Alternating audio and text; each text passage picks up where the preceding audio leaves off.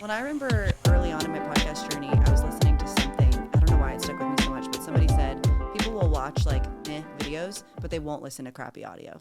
Oh, don't I know it? My first YouTube videos, I go back and cringe, and I tell people, if you want to start content, go ahead, use your iPhone. Totally.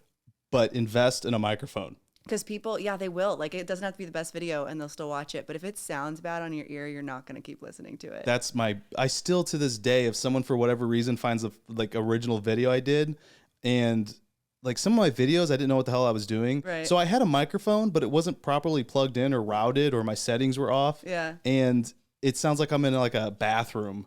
Right. And people were just like, couldn't watch, man. Like, yeah. It's probably a good video, but I can't. I'm like, ugh. I know, and I'm not going to delete it because I like it for history. I know. But I cringe when someone sees it and I go, I got other stuff, man. Even now, like my old podcast episodes, I'm like so tempted to take them down because I'm like, oh, I've come so far. But I'm like, no, you should keep it, like show the journey. But it is cringy. No, it's fun. Even if you go back, like we were talking about Rogan, I love or anybody. So I find inspiration through people, not through them getting online and being like, hey, you go do this, blah, blah, blah. It is through their journey. So I'll go on like, for inspiration, I'll go on like notable YouTubers or podcasts and sort by oldest. Yeah. And like, if you watch like Rogan's first stuff, it's unwatchable. Oh, totally. It's so bad. I went back because I was on like an Anthony Bourdain kick for a while, not that long ago. So I went back and listened to his interview on Rogan, which was like, I don't know, 10 years ago or something super long ago. And I was like, wow, you were not as good of an interviewer. And like, that's good. Like, wow, that gives me hope that like you'll continue to get better, Yeah, you get your reps in. That's that Malcolm Gladwell 10,000 hours. Totally. Or 100,000 hours. As you say, in Rogan's case, it's 1 billion hours. Yeah, and you're just going to get better and better. As long, like one thing I have a rule about content is every video needs to be just incrementally better than the last one. Yeah, that's fair. Otherwise, I'm not progressing personally. Yeah. It's not just about putting content out there. It's about putting better stuff out there. Right. And eventually you're just going to get to a point, maybe it's your workflow. Maybe it's like a behind the scenes thing. Yeah. Maybe it's a piece of equipment. Maybe if it's how you edited, but like everything something I have to improve a little. Yeah, I have to take away something else. Yeah. That's a good way to think about it. Yeah. How about we introduce who you are? Oh, yeah. We don't need to do that. Yeah. So Preslie, Hirsch, right? Hirsch, yeah. Yeah, Preslie Hirsch. And I'm Wesley, Preslie and Wesley. That's great. As soon as you said your name, I was like, no one ever calls me Wesley. But if someone's name sounds similar to mine, I'm I don't like the ring. I get Wesley, Paisley. You get Wesley? Yeah. I think Where, at Starbucks? I think I just say it too fast. Yeah, at gyms, at Starbucks. And then people just call me all kinds of things. No, I think people just don't listen. Yeah, I get West a lot. West. I don't even know a West. Nobody does. I go, have you ever met? So it's funny because then I go, my name's Wes, W-E-S. And they're like, why'd you spell it for me? Yeah. It's like, you don't get it. I know. I'll often say Preslie like Elvis. And sometimes people look at me and I'm like, because you're going to say Paisley or Leslie or Wesley. So I'm like, I'll just tell you now. Even though it's not spelled like Elvis, but it's fine. Oh, Elvis Presley. I was like, why would they say that? Oh yeah. Yeah. Yeah, I've been to oh my God, what's it called? His house. Graceland, yeah. Which is super unimpressive now. Compared to like even the houses in this area in Westlake. Like I went when I was like 10 or 12 with one of my best girlfriends and my mom. And at the time I remember thinking it was really cool, but it's been a long time. I mean, it was back when he had the house built, TVs in walls, shag cart, like, it's a big house. Like revolutionary at that time, yeah. I just wonder generations as like we separate from the people that actually maybe saw him or grew up with people with parents that saw him. How long is that still going to be a thing? Right. I mean. Yeah. So you moved here to Austin from Phoenix. Yep. How long ago was this? End of September, last week of September. So, and you dropped into CrossFit Central. Mm-hmm. I think that was like the 5th gym I dropped into. Really? I dropped into several. What's your favorites? Favorite gyms? So Central was great. Loved it. I actually went to the Burnett Road one first. Okay. And it was like, sign me up. I'm down. And actually Carrie, the owner, was like, I think you should go to the other location first, which I thought was funny. I was like, here, take my money, sign me up. I loved class. And she was like, try the other location. Like it might be a better fit. I think just a younger crowd, I think. Yeah. And so then I went to downtown, loved it, was there for a while. It's been great. I've just been traveling a ton, so I haven't been in a ton. And then now I'm actually coaching at Cowie CrossFit. Oh, you are coaching? Mm-hmm. Yeah. Oh. So I coached for the last, 5 or 6 years in Phoenix. And then when I came here, I wasn't sure I was going to be able to coach and find a good position. But a position opened up there, and it's a great gym. You got a lot going on. I do have a lot going on. Because I will say, and the only time I'm going to mention this is that you do work for Whoop. I do work for Whoop full time. And that has nothing to do. I get so many people that reach out to me and think I'm a paid Whoop spokesperson. Yeah. And I'm absolutely not. If I find a platform or any product that I absolutely love, then I'm going to talk about it, and I'm going to share how I use it. And I have yet to find anything even comparable to it totally how is a Whoop league of works. its own. I mean, I'm obviously biased, but I did have one for a couple of years before I worked there. I think it's a great product. Yeah, and I always use, and I just had a meeting today with a new product. Oh, cool. They reached out to me, and I told them, they go, hey, you know what, we can set you up for an affiliate and stuff. I go, listen, the way I do it is I'll use a product first for an extended period of time. Yeah. If I really like it, I will make a video. Yeah. If I love it and I think other people are going to benefit from it, then we'll talk about an affiliation. Totally. But I'm like try to be super transparent and everything and make sure nobody puts words in my mouth or makes me sign up for anything that requires me to make content for periods of time or influence my decision making in any way. Yeah. Isn't that interesting? I don't know how many people know how much of that goes on behind the scenes, but when I worked for myself and had more I was doing more influence type things and putting out more content, the amount of things I would get of like, hey, promote our protein and blah, blah. And I'd be like, I don't even know if I like it yet. Like it might like make you feel terrible. I have no idea. And you want me to promote it. Or I got reached out not that long ago for a sunglass company that was like, oh, we'll send you all these sunglasses, whatever. And here's the content that you have to post, like this many stories and this many posts. And I was like, I don't even know if I like your sunglasses. Like, it's just so funny that I'm sure people commit to these things and are like, yeah, I'll get the free stuff or the payment or whatever. And I'm like, I don't want to tell people to buy your stuff if I don't even know if I like it. Yeah. And then per FCC rules, you're supposed to say if you get paid for it, if it's an ad. And I got copied on a mass email. I'm not going to say the company's name that was like, hey, we'll pay you this many thousands of dollars to make a video. And it was like, you have to say these different things. Yeah. And I was like I only replied. Yeah. And I was like, absolutely not. And then someone replied all and was like, actually, I charged this much. And I know I knew the name from YouTube reviews. And I'm like, you suck. Yeah. Like, then I saw his video come up and I'm like, you didn't put an ad at all. And then people are watching it and they're commenting, they're liking it. And I'm just like, irks me. It shouldn't irk me as much as it does. But. No, it absolutely should. Because it's dishonest. It's just disingenuine, which I guess you shouldn't assume that social media is totally genuine anyway, but I don't know. It bugs me. I mean, I totally understand just from like getting paid perspective, because I'm thankful to be very comfortable. And like I worked my ass off to get to where I am as a consultant for a tech company. Yeah. But I also get encouraged from different companies that like, hey, only wear our clothes. We'll pay you this much. Yeah. Or, promote this product, we'll pay you this much. And it's like, it's pretty tempting, but it's like, if you have this vision of what you want to build, you have to absolutely say no. Yeah. Yeah. Well, and it's interesting. I don't know if you remember how like Tim Ferriss used to have, he's had podcast ads forever and then experimented with taking out the ads and doing more of just like a Patreon. Oh, the Patreon. Yeah. Patreon-esque model. And then everyone was like, no, we want your ads because we know that you like test these things and like put a lot of thought into the ads of the people or the companies. Oh yeah, I try everything. Totally. Even that shitty mushroom coffee. I'm sorry. Like it's so not good.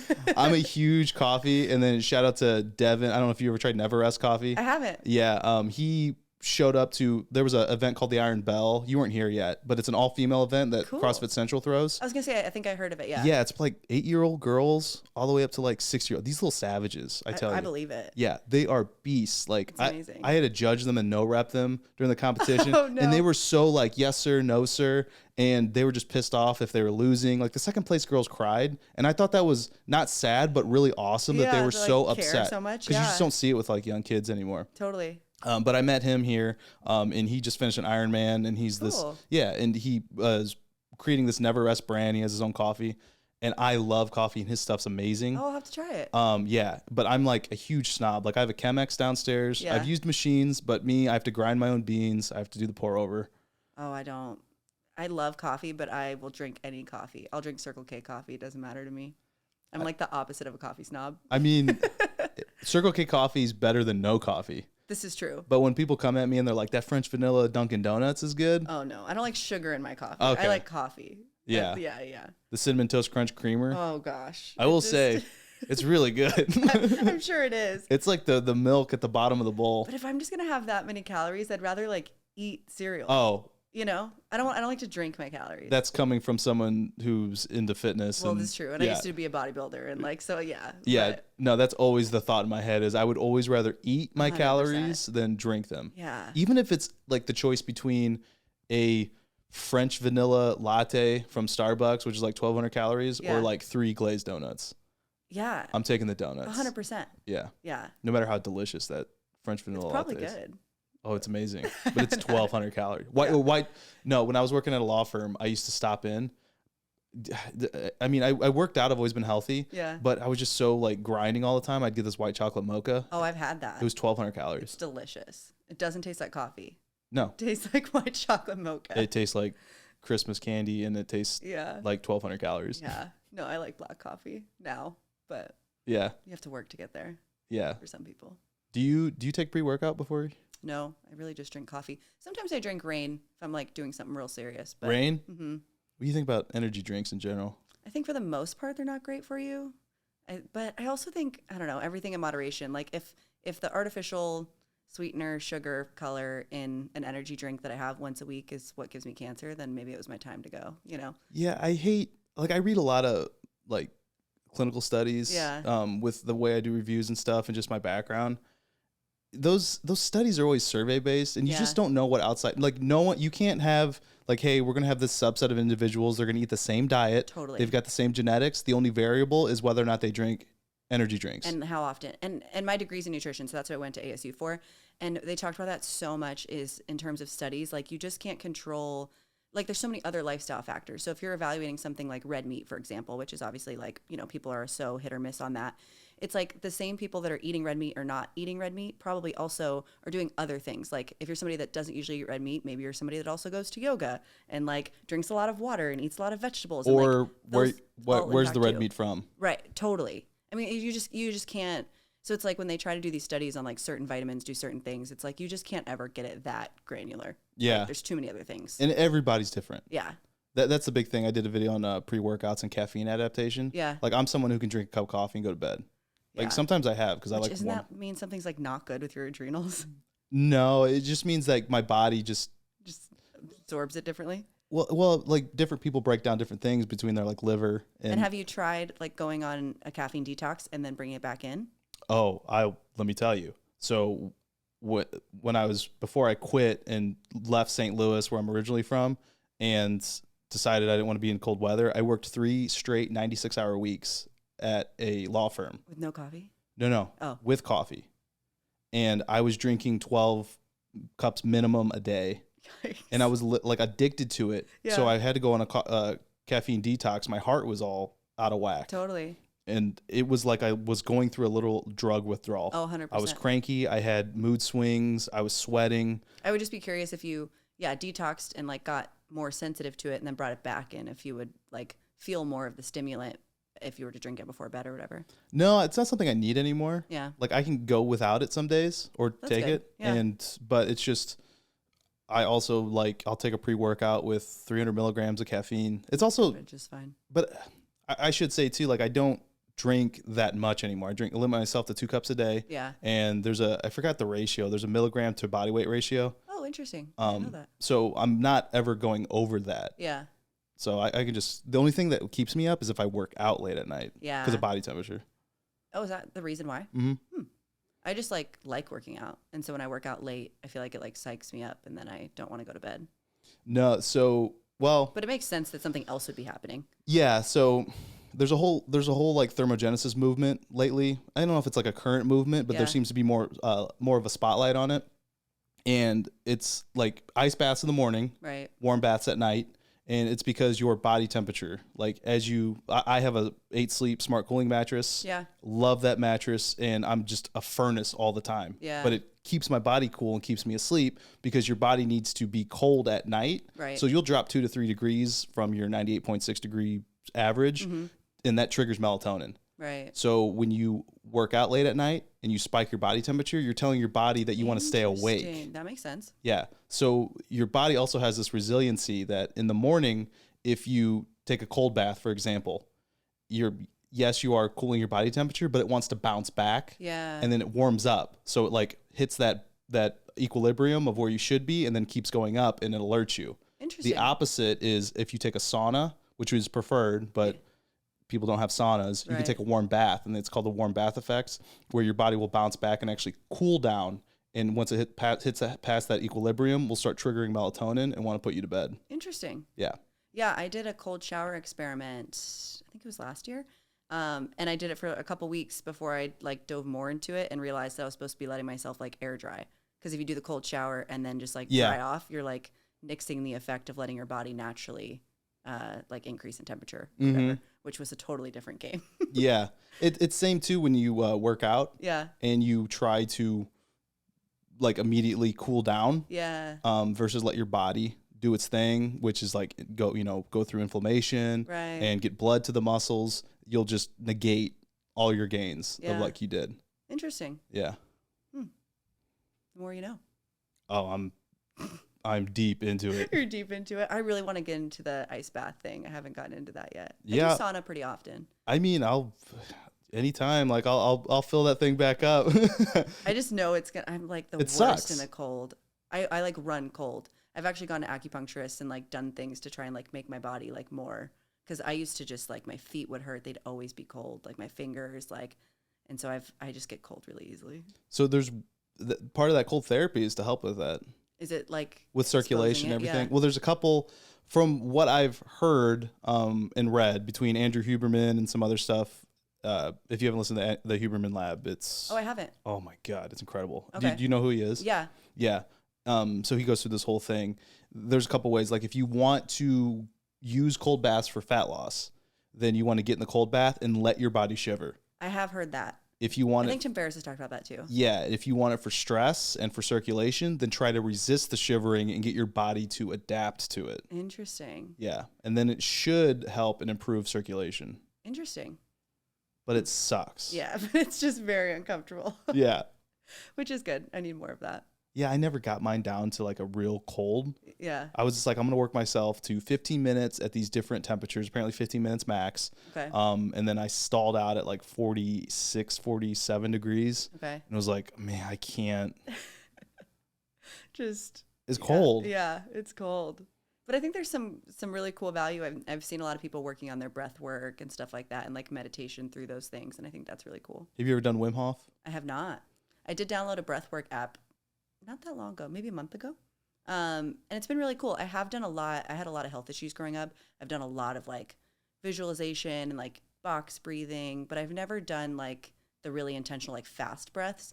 And I've listened to Wim Hof on a ton of podcasts. I've just never like dove into his practice. He's a interesting dude. Super interesting. But this breathwork app, I think, is kind of like a little baby step into that. So yeah, it's pretty cool. I would have thought it was very, I don't know if placebo is the right word, but when people say like breathwork makes you feel like energized, I would be like, yeah, okay. Like, and then you do it and you're kind of like, wow, I feel really good. It'll get you high. One of the Wim Hof exercises from his book that he had come out with a year ago now is to sit for 60 seconds. And he's like, he warned you, like, only do it for 60 seconds. I'm like, I can do this for longer. Yeah. And it's constantly inhaling as much as possible and then exhaling as much as possible for 60 seconds. And that's one rep. Yeah. And then rest. And then if you're advanced after a while, go for the second one. And I'm telling you, the second one, I felt high. Second one, like a breath? No, the second minute. Oh, gotcha. Okay. Like halfway through the second minute, I felt high as hell. That's crazy. I was lightheaded. I felt kind of dizzy and dazed. Yeah. It was just all this oxygen coursing through my body that it's just not used to. That's so interesting. The first time I knew that there was something really to it, which obviously you could believe other people, but I had a bunch of pelvic pain and I had endometriosis and all these things. And I tried all these things and like couldn't get out of pain. And I had a friend who she does all kinds of cool body stuff and she's a PT and works with a chiropractor. And she would have me lay on my stomach and like elevate my feet and breathe into this balloon. And it was the craziest thing. Like I would try to inhale and fill up my belly and then breathe out to fill up the balloon. And the first handful of times I like couldn't get enough air to fill up the balloon. And then as soon as I could, like all my pelvic pain went away. Really? And it was like, and I had gone to like PTs and like tried all this medicine. And it was like literally just being able to release all of that air from whatever it was and like focus on my breathing. And then I just used that practice all the time. Was it like muscle cramping that I mean, I as a don't. result of holding air in? I mean, I honestly don't know like what was causing it, but Did she not know? mm-mm. She's just like, do this. She was like, yeah, she was like, see if this helps, and it was amazing. I mean, if it works, that's Totally. like all that matters. Totally. I'm so curious. I'd be sitting there going, what happened? I know. Because what if it happens again? Well, then I just do the breathing thing. Oh, okay. Yeah. So it's just like a tool in my toolbox, but So you don't care why it resolved the not issue? really. Yeah. I have to dig. I mean, that was like a couple year long thing of like going to all these different specialists that were just like, yeah, we don't know, try this. So once something worked, I was like, great, I'm not asking any questions. And but what did she do? Or does she do? She like is an assistant to a chiropractor where she does all kinds of cool things like that. But chiropractor doesn't really cover it. They do a lot of like, they don't just do adjustments. They do all kinds of really cool kind of a little more like holistic, naturopathic type stuff. So you're a chiropractor person? What'd you say? You're a chiropractor I person? am, but I don't know. I don't feel like that's like an overarching, like chiropractors have been very helpful for me, but I'm sure there's a lot of bad ones. So I don't feel comfortable being like, yes, always go to a chiropractor, but I've had good experiences. I just always question, and there seems to be a division of men and women. Like women seem to be, really? Yeah, at least in my experience. Like are men less trusting of chiropractors? Yes. I do know somebody very personally. She was on my podcast actually, who went to a chiropractor and had a stroke because of like the adjustment that she had. It's scary. People have died. Really? I mean, Yeah. I guess I don't know why I should be surprised. I mean, guess people have died. doing People all have kinds of died things. going to MDs too. It's just, I'm someone like, I was going to I got into medical school. I was going to go that route and just, I worked for physicians. I worked for an oculoplastic surgeon, family practice guy. And it was always like, listen, if chiropractic medicine was something that had true value, and there's a lot of what they do that has no clinical backing. Interesting. If you research and try to see like how adjustments work and all that stuff, you won't find anything. That's creepy. And in fact, what's the story? The guy who invented chiropractic medicine was killed by his son. Oh my gosh. They're lunatics. Yeah. Yikes. So the origin stories of it are a little wild. Yeah. Now, I'm not going to say there's absolutely no value because, I mean, clearly people are benefiting from it. But that's where my skepticism comes from is just if it had some true value and some true science behind it, quote unquote science, it would be something that I would have been exposed to through medicine at some point. Yeah. I just haven't. I've also never been, the chiropractor I had in Arizona was amazing. And he would do adjustments, but then I would do like exercises and like, it was more like a PT/chiro. Okay. So I don't know if like just going and getting your back cracked is beneficial. Like I've never just done that, but it's always been helpful for me. Yeah, I don't like the whole idea of treating the symptom rather than the problem. Totally. So that's why I do like PTs better. Yeah. I don't think that that's beneficial. And I think that's what a lot of people do. Yeah. My head hurts, so let me fix it with this thing. And it's like, well, why don't you figure out why your head hurts and treat that? Yeah, and I've mentioned on my podcast before, and I think in some of my videos, I actually know Aaron Horschig of Squat University. Oh, that's cool. Yeah, knew him. He was in the fraternity with some of my best friends. Oh, wow. And when he started Squat University, I'm like, what? Like, what is this thing? Yeah. But it's turned into him solely focused on helping people correct problems that lead to things like back problems. Yeah. As a physical therapist, or he went to Mizzou and got his PhD in it. And it's just helped people tremendously to fix and prevent future problems. And some of the people I believe had gone to chiropractors, get their back cracked, go back to doing the same stupid, like I say stupid, but just because it results in injury. Yeah. Because I do the same stuff. Right. Yeah. It's hard though. Like I know, like I've just been in that experience where like something hurts or something's bugging you and you try to go get answers and it leads you to a specialist, it leads you to a different specialist and you try something and it doesn't work and it's expensive. And like sometimes it's a pain to figure out what's going on. Literally. Yeah. To figure out what's going on. So I get why people don't. Like I get why people are like, screw it, I'll just take, a leave and move on with my day because it's a lot. My even now, I bet if I go find my old baseball bag, so both my knees blew out in college. And I was a catcher. I had to stop playing baseball. I had empty bottles of Aleve all over the place. I was getting cortisol, ibuprofen like candy. Yeah, and I just wasn't fixing the problem. No, and the problem turned out to be imbalance of my muscles and everything. That was corrected. Now I feel completely fine. That's crazy. Yeah, you just have to get to the root of it, but sometimes it's a lot of hoops to jump through. How much mobility work do you do? Not as much as I should, but I'm very naturally mobile. Like I'm very like flexible and mobile just by being me. Just a nice little gift. Thanks, Mom. How long you been doing CrossFit? I started in 2015. 2015. Wow. 6 years? Yeah. How old are you, if you don't mind me asking? 27. You're 27. Okay. Yeah, I didn't start CrossFit until I was making fun of it until even when I was in my turned 30. Oh, I was making fun of it until my first class, and I think I still made fun of it. Yeah. I mean, I still make fun of like the culty aspect we Yeah. were talking about before the podcast. But when I moved to South Beach, I only had 2 options.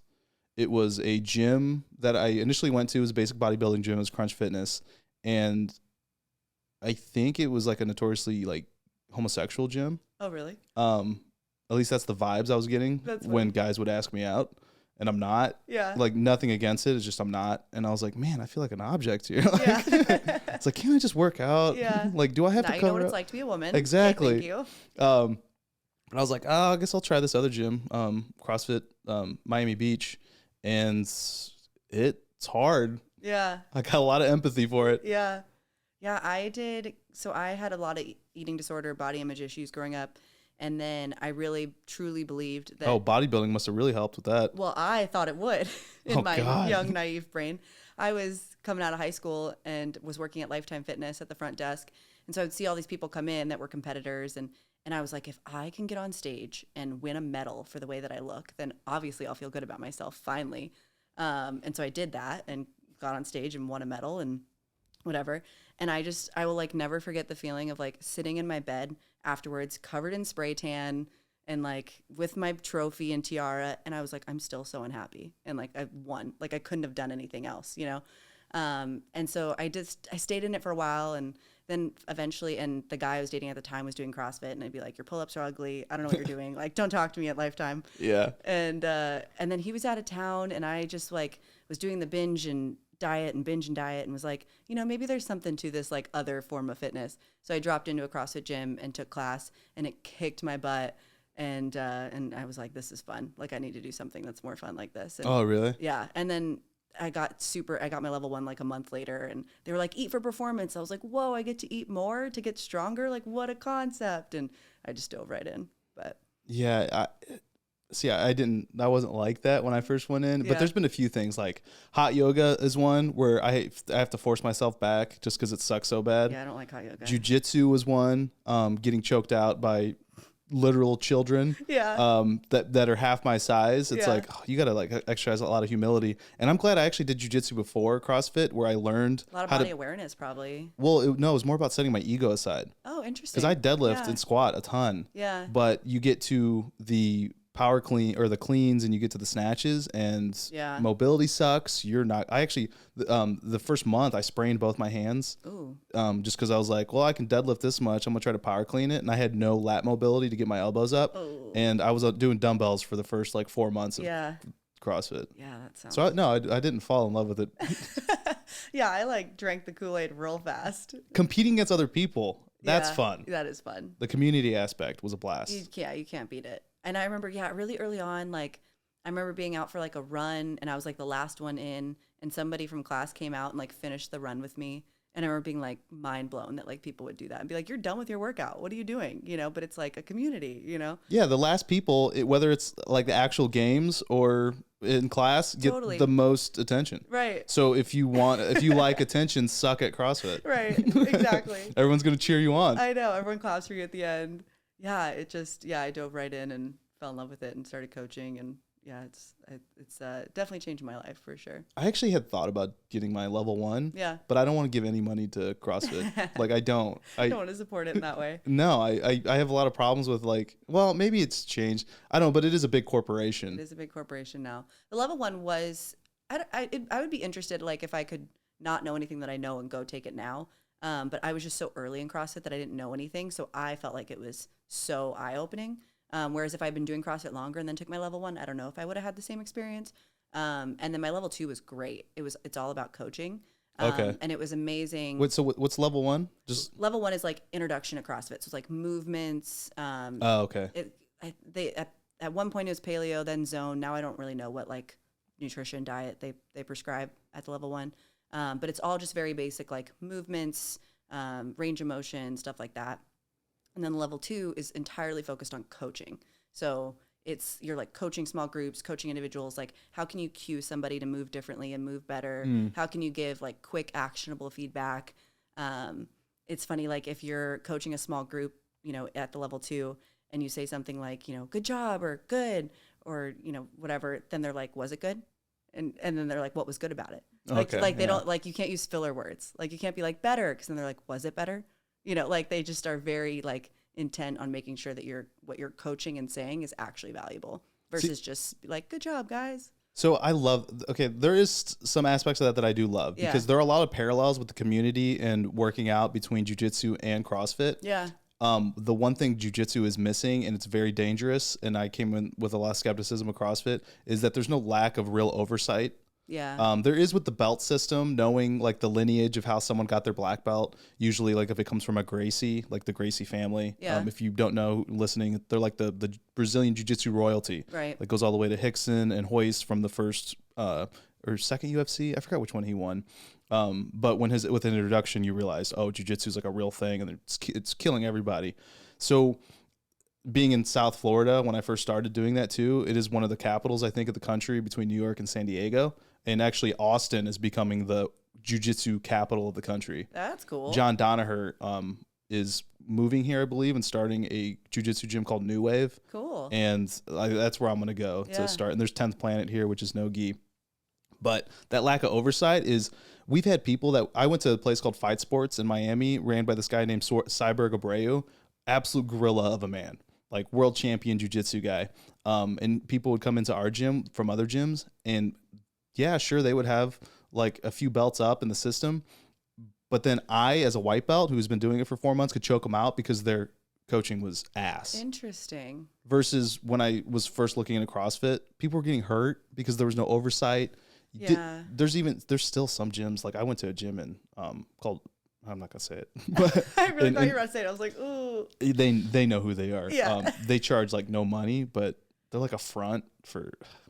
They're awful. Oh, that's not good. They just pull their workouts directly from CrossFit.com, and it is, I don't know, a double-edged sword when you give affiliates the power to make whatever decisions they want, do whatever programming they want, hire whoever they want.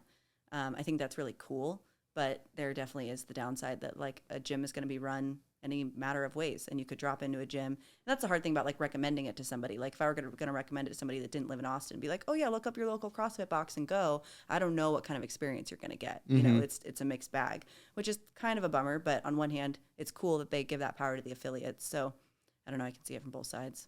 yeah, and searching, like you just said too. Like every time I travel, I search CrossFit.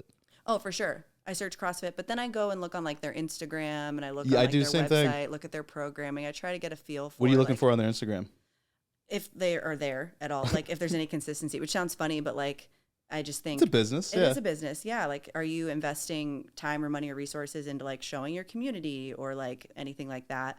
Their website, I really just look for, I'm looking for like, are they talking about, I guess, the community, like what's their programming look like? Really, I'm trying to look like if they're any kind of legit, I would say, for the most part. Yeah, I do that. A little sleuthing. Yeah, yeah. I'm like, what do these people look like? Yeah.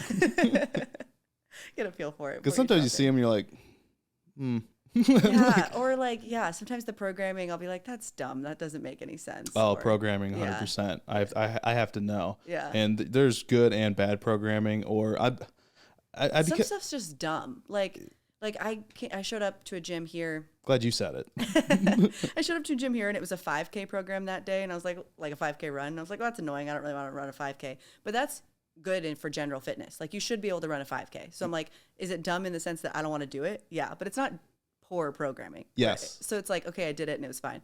But if I used to be a nutrition coach, and I would coach clients that went to a variety of gyms, and sometimes I would see their workouts and it'd be like, you know, they're doing 1,000 air squats in a day, or, you know, or something where it's like, that's not even a good workout and it took 40 minutes. It's just like, I'm like, what are you guys doing? Well, I think it depends on the level of savages that are accustomed to going there too. Yeah. Because we were talking about, and I'll name this gym, Peak 360 in Miami. Like you drop into there. Anytime I've dropped into there, it's been the worst workout. Well, in my gym back home, CrossFit Magna. Worse in a good way. Writes hard workouts. Like he programs hard, and it's amazing how people. Maybe I don't want to drop in there when I go there. Yeah, when you go to Phoenix. But when people come to our gym, very often they'll be like, whoa, I got a lot fitter, or like, whoa, the people here like regularly cycle heavier weight than I do. And and he programs for his population, you know. But it is interesting how gyms are so different in that way. Yeah, I don't like I've dropped into gyms and I don't want to be anywhere close to one of the fittest people in the gym. Yeah. I need something to like push Totally. me. Yeah. So that is something I look for. For sure. And if the programming I feel is like really tough, then I do love it. Yeah. But I'm also 32 years old and I'm not going to the game. At least maybe I'll try for the Masters in a few years. So that started at 35 now? I think so. Is it? I'm pretty sure it's always been 35, hasn't it? Has it always been 35? I don't know. They just started new age divisions in this I think last they one. did. Yeah. Just to go. I don't want any of the noble crap, by the way. Like I did. So I've only had a pair of nobles for the last 5.5 years that I've been doing CrossFit. And I finally got a pair of Metcons and I love them. Yeah. I feel so fast. The sevens?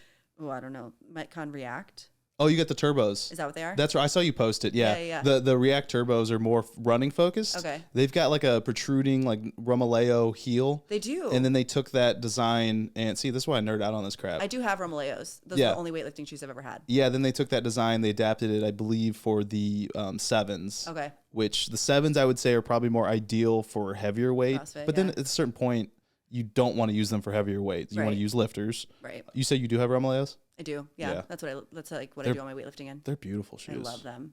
Yeah, I've only had one pair ever, but I finally upgraded from Nobles, and I love my Metcons. Those are great. Good upgraded. Yeah, upgraded.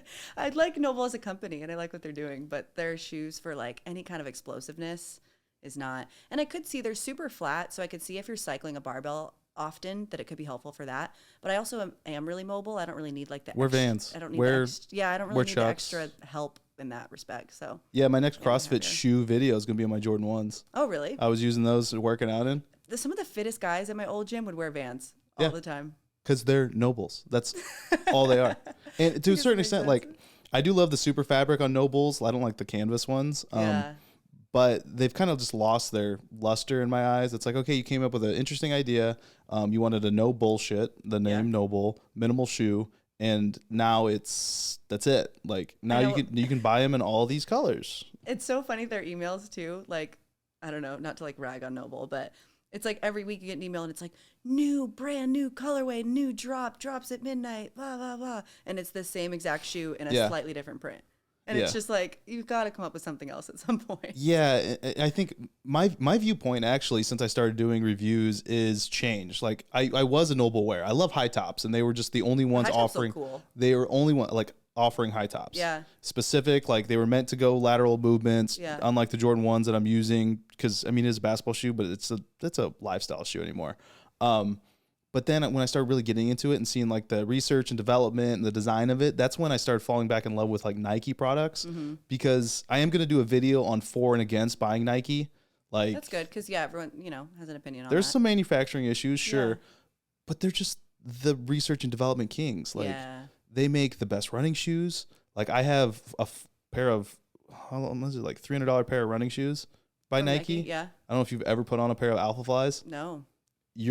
Your mind will be like, this is so weird. I'll tell you this about me, Wes. I have like 4 pairs of shoes. Yeah. Like total. Really? Like I've never invested in shoes. And that's why I wore those Nobles for almost 6 years. And I was literally hot gluing the insoles back in. They were so broken down. I don't know what it is. Like my money mindset does not go towards shoes. Like I would rather buy something else. Mine's not for aesthetics. It's for function. Yeah, even that, I don't know. I would like literally work out in my Birkenstocks before I would buy new shoes. Really? Yeah, but finally Santa gave me a gift card and I got new shoes. I mean, you picked a good pair. Oh yeah, thanks. How come you didn't want, how'd you find those? I truly picked them because of how they looked. Okay, so it was aesthetics. It was completely aesthetic. That's a real thing too. But that's because my black Nobles are kind of ugly and I'm sick of people making fun of them. That's a genuine thing. Really? So you ever watch the show Jeff Goldblum? Was it The World According to Jeff Goldblum on Disney Plus? I haven't seen it. It's goofy as hell. Yeah. But he does a sneakerhead one, and he goes to the research and design facility for Adidas. Yeah. And they literally hooked him up, and they test the emotional reaction that people and athletes have to the product they've created. Yeah. Because there's actually a performance relation that they've quantified between how you feel the product looks and how you perform. I believe it. It's amazing. I wore them the other night to the gym, and I put on this like new Gymshark top that I got that's like a crop top, And then I put on my new shoes, and I legitimately felt like I worked Felt out good, better. yeah. And I was like, I hate that this is science, but it has to be. Yeah. Versus if you wear like a big T-shirt and your old Nobles that you had to glue together, like you're gonna work out different. Yeah, no, for sure. Because know? it's kind of breaking up the routine, I guess. I don't know. Yeah. I mean, what did they say? Look good, play good. Yeah. It's a real thing. It is a real thing. And I tell people, like, no, like, seriously, if you lack motivation and you can afford it, go buy you something. Totally. Go buy new like clothes. when you go get new Lululemon, like you want to go to the gym. Like, yeah. Not me. You know? No. No Canadian for me. No Canadian I'm brands joking. at all. No, I was love. like, wow, that's a hard line. It's just I have a pair of Lululemon shorts and they don't fit my legs that well. Yeah. Yeah. I guess I could see that. I don't know. For women, I feel like they've done a pretty good job. That's the market. Yeah. But I know when I was dating my ex too, I learned that none of their sizing is the exact same. Yeah, it's not. You could try on 2 4s Yes. in the store and they will fit you differently. That's what I was like, buy or give. Like, here, look at all this Lulu, same size. Yeah. It's like, these don't fit. You like can't buy it on Poshmark because it's going to fit you totally different. I'm like, what are you talking about? Yeah, it's a weird thing. Guys, small, medium, large. I know. I'm a large. That's it. Girls are tough, man. We come in a lot of different sizes. I guess the guys do too. But That was a good, there's actually a good podcast of the guy who started Lululemon. there is on How I Built This. Yep. Yeah. Oh. I love that podcast. I like how he dressed the not making for plus size. 100%. Guy Raz does a great job of like getting to the root of things that like have been controversial and telling a great story. Yeah, I love his podcast. Yeah, and those good answers. Yeah. And when you actually get the answers directly from the source, Yeah. from the source, instead of hearing it from woke media. Yeah. And it's He better. just did a like Ask Me Anything like very recently, I think like over Christmas break. And someone asked, how do you prepare for interviews? And he went into like an in-depth, like when there's somebody we want to interview, we do like a research paper on them and like collect all of this information before we even ask if they're interested. And then once they're interested, we like get them to buy in that like, hey, we're going to talk about anything and everything. Then they do more research and it's really interesting. Yeah. You ever watch Hot Ones? Hot Ones? Mm-mm. On YouTube? It's like a celeb interviews, but they do it over eating progressively hotter hot wings. No. You've never seen that? I didn't even know that was a thing. They have the best, like, God, I can't think of his name right now. But it's incredible. Really? It's the best interviews, and they go way more in depth than any interview you'll ever see on these celebrities. I listen to like 900 different podcasts, but then I basically only watch the Buttery Bros on YouTube. Oh, yeah. My YouTube repertoire is very low. Oh, it's male dominated as far as like viewership Yeah. on YouTube. It's got to be. I don't know why. I watch some like makeup tutorials sometimes, but that's about it. Yeah, there's makeup for women, but overall, like if I look at the analytics and stuff, it's Yeah. very, very heavily male across the platform. Yeah. I wonder. Instagram's the opposite. Oh, I believe that. I wonder why that is. Like, do you think there's actually not enough female directed content on YouTube, or do you think we're just not as drawn to it? I don't know. I really don't know. I don't know either. I think a lot of the can you pull the mic up a little closer? Oh yeah. I think a lot of the content being consumed though on YouTube is gaming content and esports. Yeah, it probably is the case. I don't know how into that you are. None. Exactly. So, and my nerd ass does watch some of it. Really? Yeah, I just see them like I get a lot of empathy when I try different things. Yeah. Like whether it's video games or sports in general, like it doesn't matter. I love trying, and I'm so happy that I want to try everything. Yeah. Mountaineering, I got my little Mount Hood thing I feel there. that. I try lots of things. That's awesome. Yeah. But then when you get empathy and you start understanding how difficult something is, I think you get more interested in it. Yeah, I think that's fair. Yeah, for sure. So for these esport athletes, it's like, oh, they're like as good at what they do in their craft as like my favorite MLB players. Yeah. Or NFL. Yeah. There's a lot of talented people on YouTube too. It's amazing. Yeah. And people are making like genuine content. You're talking about like the preparation that Guy does for his. Totally. But I like more of this general conversational. I almost don't want to know you that well or find or see anything that could influence the conversation. Yeah. Just because I think it becomes more of a genuine kind of conversation. Just like it's people listening in to two people talking. Yeah, I like I listen to like The Fighter and the Kid. I don't know if you ever listen. Yeah. Yeah. Brendan Schaub and Brian Kelly. Yeah, it's like very conversational. Even Joe Rogan. Those guys are idiots. Yeah. And I love it. But it does feel like, yeah, you're like, because it's Idiots nice. in a good way. Well, and it's nice that you can be like half an hour in and like doing something and miss part of it and you didn't really miss anything. You didn't miss anything. And you feel like you're just like listening to them in their room. Same for you. Listen to your mom's house. No, You I've don't? never gotten into it. That you are crazy. But I also haven't gone back to it. It's probably been like a year and a half since I've gone back to it. Really? Yeah, so maybe I should revisit it. I can't. I have to. That Two Bears, One Cave. Yeah. I can't miss them. At the time, it didn't resonate with me. Maybe I'll have to go back to it. It's junk food for the mind. It is. It really is. And I need it sometimes because I'm constantly consuming stuff. Totally. I get in these like a couple weeks in a row, like while I'm eating, while I'm working, while I'm cleaning, I'm listening to like TED Talks and how I built this and like audio books and like just learning. And then sometimes you got to like watch The Bachelor. Like you need to just like. I watched one season. I'm like, this is garbage. You just let your brain experience garbage sometimes. You know, I got casted on a dating show. That doesn't even surprise me, actually. I'm not gonna do it. Oh, like recently? Yeah. Oh, you should totally do it. No, I can't. Just for the experience. No, I actually know people personally that have been on Big Brother. Oh, really? And they were turned into completely different people than they actually are. I mean, I believe that. And despite the conversations I've had, and I used to work on entertainment contracts too for NBC. Oh, really? So despite what I could potentially do to protect myself, I know Still. that it's they called it a documentary versus a reality series. Like they were saying we are the anti-Bachelor and all that stuff. And I'm just like, that sounds fun. I was on the Great Food Truck Race on the Food Network.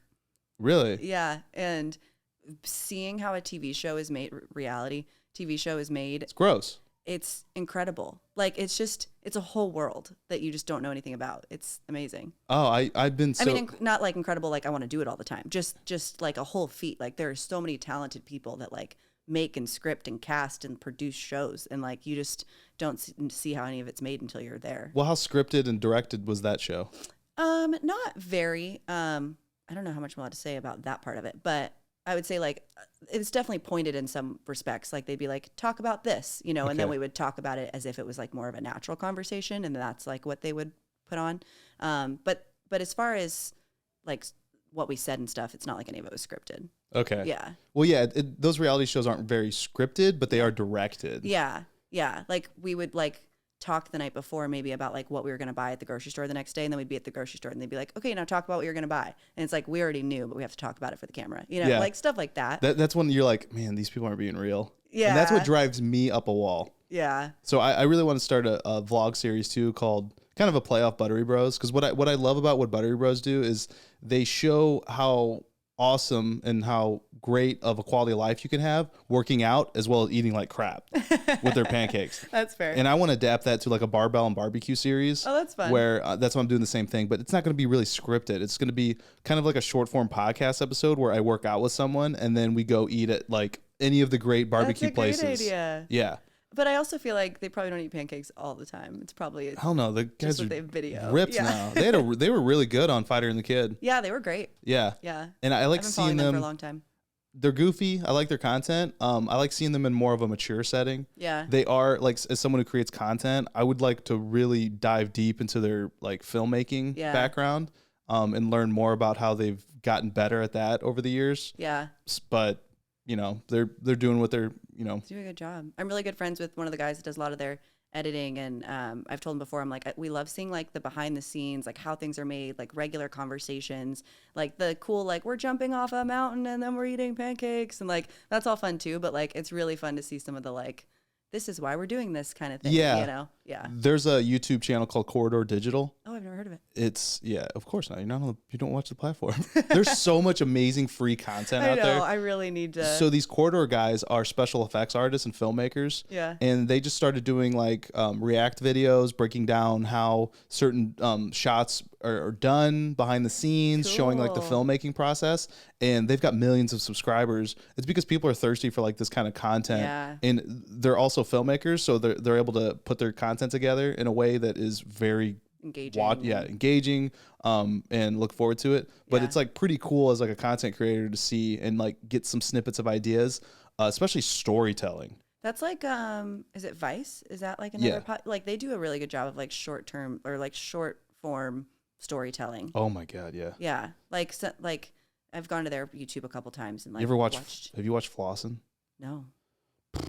It's a real thing in Miami. This is why I don't like had to leave Miami. Really? So Flossin' is when people are pretty much maxing out their credit cards and accruing a bunch of debt to show as if they're living a life of luxury. Is that like the slang term for it? Flossin', yeah. Yeah, So I haven't heard that. on this episode of Vice, they follow this guy. There's like an exotic car rental guy, and he's legit. And then they're following this other guy who's saying like, I'm a producer, I'm a rapper. These are all the people that there's gonna be spoilers in this, but like I work with all these people. He's like driving a Lambo, and he's just like super young guy. And at the end, like, so you go through this whole Vice documentary, and he's just like, yeah, I'm a baller, while whatever, showing him at the club, like live. I'm telling you, I went to these clubs in Miami, and it would be $300 for one bottle of Tito's vodka. I once went up to the bar that, and asked. Hurts my heart. I asked for a Heineken, and they go $17, and I go, no, I only want a one, not the case. But at the end, they're like, hey, you flossing us, the Vice guys. And he goes, yeah. And he just breaks down, tells about how much debt he's in, like all this stuff. But I saw it over and over again. Oh, that hurts my heart. And you just knew, you could sense it on these people that were just so about like what I'm wearing and the superficial side of things. Yeah. And I got the vibe of that in Miami and Dubai. Oh, Dubai sounds cool. I've never been there. It has that same kind of same feel though. Yeah. Yeah. I don't know how people like live like that. That would like eat me alive. Because you have 4 pair of shoes. Yeah, that's true. I'm also like not that kind of person. But yeah, I don't know. I feel like that would really bug me to like pretend that something was different than it was. So what are your vices? Like, what do you like to splurge on? What do I spend money on? I do travel quite a bit. I like going different places, and I really like traveling alone. Like I like going on adventures by myself. So experiences. Yeah, experiences for sure. I also spend a good amount of money on like how I eat. I eat pretty clean most of the time. But I would say, yeah, for the most part, I spend it on experiences for sure. Okay. Yeah. Yeah. I don't have a lot of like, I'm very minimalist. I don't like stuff. Like I kind of like the idea that I could like move at a moment's notice. Like I don't accumulate things. My mom calls me heartless, but I just think of it as minimalist. No, I totally get that. And have always been a minimalist. Yeah. I've been like, here, I'll take smaller spaces and not have a lot of things. And now I just get stuff sent to me sometimes now. And I'm just like, oh. So like I'm constantly trying to give stuff away because I'm like, okay, I reviewed it. If I love it, I'll keep it. If not, like I got to get rid of this. Yeah. Or try to figure out some sort of storage system because I don't like having a lot of things. No. I feel like if your space is cluttered, your mind is cluttered, it like gives me anxiety. Yeah. Yeah. So I at least keep it clean, I guess. Yeah. I've had 22 massage guns sent to me. That's a lot of massage guns. Yeah. And I'm like, I didn't even know there was 22 different kinds of massage guns. Not kinds, just companies. Well, that's what I mean. Like, I didn't know there was 22 different people that made massage guns. I've rejected way more too. Wow. Yeah, one of my first like videos that kind of took off was on what a massage gun's used for. And that's funny. Ever since then, I'm like, so I just constantly like, if you ever need one, I'll let you know. Yeah. Dang. I actually have one downstairs. I'm gonna give to Amanda at the gym. Yeah. That's crazy. Yeah, I definitely didn't know there's that many massage guns. Yeah, so I'm not keeping this stuff. Yeah. Just have a stack of them. That's a quality problem though, to get like that much stuff sent to you. Yeah, it is. Most people probably aren't in that situation. No, they're not, but they're also not up at 1 a.m. on a weekday having to work the next day editing. True. So it's okay. Like I'm getting like these massage guns, and I've only done like 3 videos on them. It's like, oh, interesting. Yeah, if it doesn't have anything special to it, I'm like, I'm not gonna. Yeah. There's no reason for me to make a video on it. I do have one, and I never use it. They're amazing. I have the Hypervolt. Is that what it is? Yeah, the Hyperice Hypervolt. Yeah. That was my first one. And they seem to be like dig into the CrossFit world. Yeah. Personally, I talk shit on them in my first video. Dude, are you ever worried about like making enemies with brands? Like, No. So like the story, like I reached out and I was like, hey, like they bought Normatec, and I was like, hey, I love your boots. Can I get those? And I was like, probably because of my first video. Oh yeah. But I was like, well, I made enough on your video that I'm just gonna buy them. Like, it doesn't matter. So for startup companies, I'm very sensitive to the fact where I'll help them. Yeah. I'm like, okay, here's the problems I had with it. I am not gonna make a video on it because I've worked with startups when I was working at a law firm. Yeah. And it's very, very touchy and sensitive. Yeah. And I don't want anything to be ruined because of something I do. For bigger companies, bigger brands, you're like, you should have figured it out by now. Like I made a video just talking all shit on the Puma cross training shoes. Did you? They're awful. Nobody. But now if Puma comes out with something cool, they're not gonna send it to you. They're not gonna send it to me anyway. I mean, that's fair. I'll talk like Apple. I'm like, hey, your new Apple Watch. Sucks, you didn't do anything new. Like, Nike. I haven't talked shit on except for some of their manufacturing issues. But if it's a big company, you're fair game. That's fair. Make a better product. Yeah. That's a good way to think about it. Yeah. Yeah. Yeah, I think they were talking about, I think it was on The Fighter and the Kid, and Brendan said something. He was like, I don't remember what company it was now. He wanted to say it was like Jeep or like some big car company. He was like, yeah, this, freaking sucked, blah, blah, blah. Like, don't buy from them. And Brian was like, don't say that. Like, a lot of people listen to this. Like, don't like do that to a company, but it's because people really do take what they hear. Oh, no, they screwed up a Toyota commercial. That's what it was. Yeah. Yeah. And he was like, don't buy that. And Brian was like, bro, don't like. It was an ad they got paid for. Yeah. Don't like crash a whole company. Yeah. It's like, well, I'm going to buy them anyway. He drives like Porsches and stuff. Like, he doesn't care. Yeah. But I think it's like, be genuine, be honest. Yeah. These companies have to have, a gut check sometimes. Yeah. And not everybody's a fan. True. You're not going to please everybody. Yeah. I mean, everyone should like Whoop, but aside from that. Yeah. I mean, some people don't. Some people don't. Yeah. And then some people, like, I'm not a fan of Noble. So like, this is my platform and I talk about like why I don't like them. Yeah. And if that's the case and they don't want like ruins any future things, I'm being genuine. Like, yeah. Well, and I think it's advantageous as long as you've tried the thing. Like, there's so many people, like, even going back to CrossFit, that are like, CrossFit's dumb, whatever. And I'm like, you've never taken a class. Like, yes. Like, don't talk crap about, like, don't be like, oh, yeah, Nobles suck. And it's if you've never tried on a pair of Nobles. Like, yeah. That's what bothers me is, like, throwing shade at things that you've literally never tried. But I do that in the Olympics. I'm watching, like, women's gymnastics. I'm like, oh, that's a half point. You just took a step. Obviously. Yeah, why didn't you practice that routine more? You're trash. Yeah. I always love that meme. Always recirculates during the Olympics where it's like they should put a normal person in for reference. And every time it's funny. You're like, yeah, they really should. Yeah. I know. I do that. I mean, I'm guilty of it. Everyone's guilty of it. But I try to have as much empathy as possible. Yeah. Before I discuss something. Yeah. And that's something I run into is like a lot when I'm trying to create content, because sometimes like a lot of stuff, I do get sent free stuff, but I would say it's like 50-50 right now. It used to be 100% stuff I had to pay for, but it's slowly getting to the point where these companies are reaching out. Yeah. But still, if I want to make a video, it comes out of pocket. Right. And sometimes we're like, oh, can I get away with making this video without actually having the product? Yeah. And then it's like, no, I really can't, because I need to have the product in hand and I need to have firsthand knowledge of how it works. Right. So. Yeah. And that's just like, I don't know, I feel like the right thing to do. Yeah. I think there's a general lack of empathy. I don't know, maybe, I guess it depends on the lens that you look at the world through. But the last couple years with all the events, it seems like there's been a general. What events?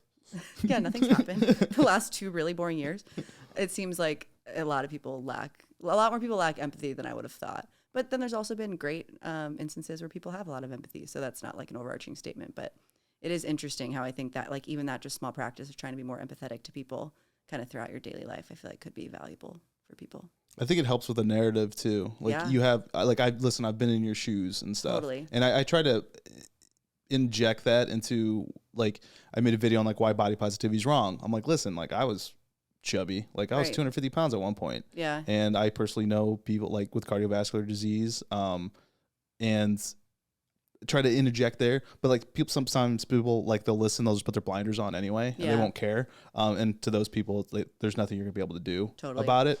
But you can try. Yeah, that's an interesting thing too. Is like how often can you actually change people's minds on the internet? Like through content creation.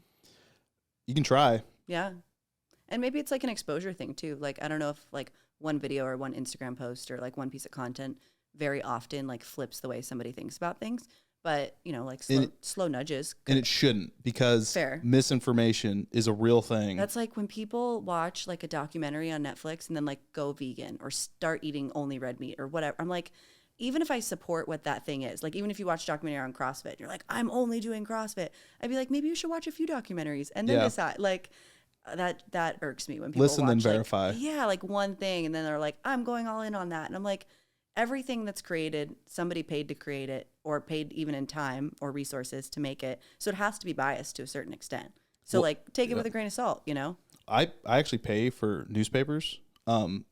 Newspapers? Yeah. Wow. So like literally because there's a lot of free mediums out there where you can like listen and read.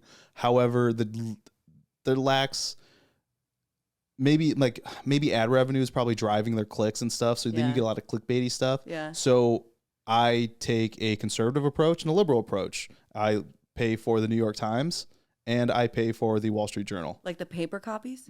Well, no, I get the digital. Okay. I get the paper copies on Saturdays. I legit didn't know they still made print newspapers. Oh yeah. Yeah. That's And cool. they're not cheap either. Like I but believe every like Black Fridays and stuff, they'll run deals Yeah. where you can get for it the year. way cheaper. But I try to get my sourcing from both sides. Yeah.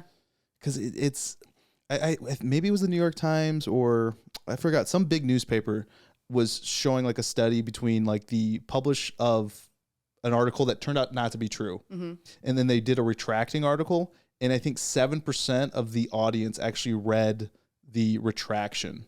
Oh, wow. Like in comparison to the group that read the first article? Yeah. So it's out there. Yeah. Damage done. Yeah. 7%. Yikes. Ridiculous. Yeah. Yeah. Yikes. That's bad. So you're just going to have people that like, oh, I saw it in the New York Times. Totally. This very notable, I don't know if it's the New York Times. I shouldn't say that. But whatever this newspaper was. Yeah.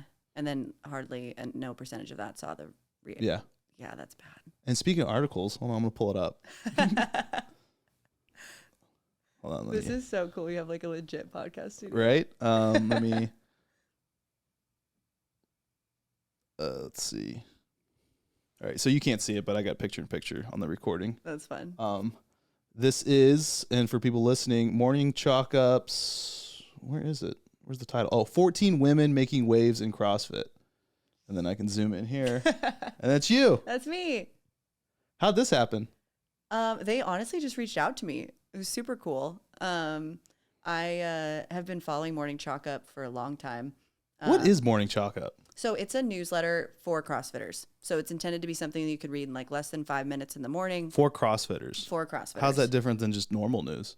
So it's all about like what's going on in the CrossFit space. They highlight like cool PRs and things that athletes are doing. And it's all about like brands, like they'll cover news of brands in the CrossFit space. It's I think super interesting. I've been subscribed to it since 2018. And yeah, it comes every weekday morning. And so I've been following it for a long time. And yeah, they reached out to me when they were doing this article. It's super cool if you read about all the different women. They're all in like different industries that are kind of related to CrossFit. So I think 1 or 2 of the women work for CrossFit directly. The girl on the far right, Lindsay, she's actually got a great podcast called Get Psyched. The one next to you? Mm-hmm. And she, I believe, works for NorCal CrossFit. And then like the girl in the middle, I'm totally blanking on her name. She works for Hybrid Performance. So they all kind of like do different things. One girl works for WIT, one girl works for Reebok. So it's just kind of neat to see, you know, working at Whoop and at a startup and then just being. Oh, here's the complete list of names. Oh, yeah. There we go. Candace is the one that works at what's called Hybrid. But yeah, it's just interesting. I think, you know, having been in the space now as a fan and then now working in the space and working at Whoop, there's so much that goes into these companies and how they relate to CrossFit. And so it was just neat that they wanted to highlight women that you don't really see or that are more kind of behind the scenes, but still kind of make these things come to life. So yeah, it was a really cool article to be a part of. Yeah, I'm not, how do I frame this? I was going to say, I'm not big into diversity. Probably shouldn't say that. I'm 100% into diversity. I'm not into highlighting diversity in terms of you're getting a job because we need this many women, this many people of color and all that stuff. Yeah, even though checking boxes and like I'm not 100% white, right? But I've never noticed myself not being that until, especially I'll tell you, when I was like touring like law firms, you do a lot of mixers at these big name law firms, and you're like, there's no diversity. Like, where's the women at? Why am I the darkest guy in the room? Like, right. And especially in the fitness space. So one thing I've loved when I was younger, I would say like when I was like my freshman year of college, which would have been in 2007, I would say that the gym was predominantly male. Yeah. And over the years, I've seen it evolve towards more women. Even just since I've been weightlifting. Yeah. Yeah. So that's when I like love this, like the Iron Belt competition we talked about earlier. Seeing that, I'm like, this is incredible. Yeah. And I don't know if it's just generally like women just weren't attracted to getting into the gym and getting sweaty, or I don't know. Yeah, I think at least from my perspective, it seems like when I first started bodybuilding, there was definitely not a ton of women at the Lifetime that I went to. And I remember as I got into it, like talking with friends that would be like, I wouldn't go to the weight area, you know, the dumbbell area by myself. Like if there's just lots of men, I don't know what I'm doing. I don't want to look dumb. And then I do feel like kind of as Instagram continued to grow and as like content creation became more of a thing, there's just way more, I don't know, like tools and resources to empower you, you know, like, hey, go to the gym and do this. Oh, I never thought about that. And that gives somebody the confidence to then go into the dumbbell area and then try it. Or it just seems like there's way more inspiration to make you feel, and inspiration might not be the right word, but just way more to empower you to feel confident. That's the body positivity I like. Yeah. Like, and now it's just, and you see women on, like, I remember coming out of bodybuilding and seeing at the time it was Camille LeBlanc-Bazinet. And Beautiful. Yeah. Gorgeous. And I saw her competing and I was like, I want to look like that. Like, how do I want to look like that. Right. But before like Instagram and CrossFit documentaries, like I wouldn't have been exposed to her. And so I think a lot of it is content creation and making people feel empowered to be like, I want to look like that, or I want to feel that way, or now I know what exercises to do. And I think that's all been helpful. So what do you say to women that say, oh, I don't want to do CrossFit because I don't want to get all big and boxy? If you figure out how to get big and boxy, let me know. 'Cause I'm girls trying to get strong. It's so funny. Cause are you really trying to get like that body type? No. Okay. It's just funny because it's like, none of that happens by accident. Like so many girls, people, like most of the people on the internet are nice to me. I don't think I'm like famous enough to get a lot of hate mail, but I've definitely gotten a lot of messages that are you'll get it from women that are like, oh, I wouldn't want abs like you. And I'm like, cool, you won't get them because I work really hard. Like if you just show up, I promise it won't happen. Like people think that they're just going to show up and like go to CrossFit class and then get really big. And it's like, you have to work really hard to get that. Really strong. hard. And like intentionally. There's guys putting needles in their ass because they can't right. like do it otherwise. I've been squatting for 10 plus years. Like I promise you won't go to class for a few months and have quads like me. Like you just won't. Like physiology doesn't work that way. So it's like, it's just funny when people are like, oh, I don't want to go get big. I'm like, it doesn't happen overnight. You're not going to go to bed and wake up with biceps. So like if you go and then you start to get to a point where you're like, I don't really like where my body composition is going, then you can change like your training protocol. But you're definitely not going to go to bed and wake up and have a body type that you don't like. Well, I don't know about you, but I think your body image, like I used to be just like, I'm going to be big as, I want to be like a gorilla. Yeah. Like I still feel like one sometimes, like when I'm going through a bulk, but like I was like, I want to be just big as fuck. I just want to wear like, you know, I don't know. I just want to be a big dude. Like people see you. So I was drinking like quick mass shakes, which like these 1,000-calorie shakes, working out, lifting, no mobility, no cardio. Right. I'm like, got to keep these gains. And then when I switched over to Jiu Jitsu and CrossFit, I was like, no, I want my now I was like, I don't care what my body looks like. Mm-hmm. I want to be able to perform. Yeah. Like the fact that I couldn't do some moves because I was so immobile. Yeah. And like I had weakness in muscles that I'd never used before drove me crazy. Yeah. So my body has become a byproduct of performance. And that's been my focus versus trying to just get huge biceps and whatever. Yeah. I found, I mean, it would be a lie to say like, I don't care about how I look or like, I'm not trying to look a certain way. Absolutely. But when I focus more on like what my body can do and trying to get actually fitter and be able to do more reps of certain things, be able to lift heavier weight, like I just end up liking my body more. It's totally a byproduct of like when I'm investing in the performance of it, the other things tend to follow because then I'm going to eat better, I'm going to sleep more, I'm going to take care of my body, and like I grow muscles in all the places that I want muscles. Like it just kind of happens versus for me, at least when I'm focusing solely on how I look, I feel like my workouts are really boring. I think it's just biology. Like I read, I don't know if you've ever read Sapiens or Homo Deus. I haven't. By Yuval Noah Harari. New York Times bestsellers over and over again. They're both incredible books. When you start reading like about the evolution and biology over time of our bodies and how short in a period of time through like the Industrial Revolution and farming and just mass production of the shit food that we eat, how we've become so obese, that I think it's just like an attraction to how your body's supposed to be. Yeah. You're supposed to be eating clean. You're supposed to be putting your body through activities day to day, rather than sitting on the couch for 8 hours binging on Netflix, which I don't think there's anything wrong with, but you got to earn those days. Totally. And I feel like everyone, you know, has their own mental health issues to some extent, but like at least in like the battles that I've had, I don't think it's an odd coincidence that when I'm eating clean and getting sunshine and moving my body and like that I feel better, like mentally. Yeah, crazy, like, huh? I'm happier. Like I don't think that's an odd coincidence. I think that's like actually how it works. Yeah, you know, 100%. That you talk about getting outside and get like sunshine, and vitamin D. Well, and then you think about things that you do when you're depressed or going through something. And that's not to say that like sometimes you don't have periods of that.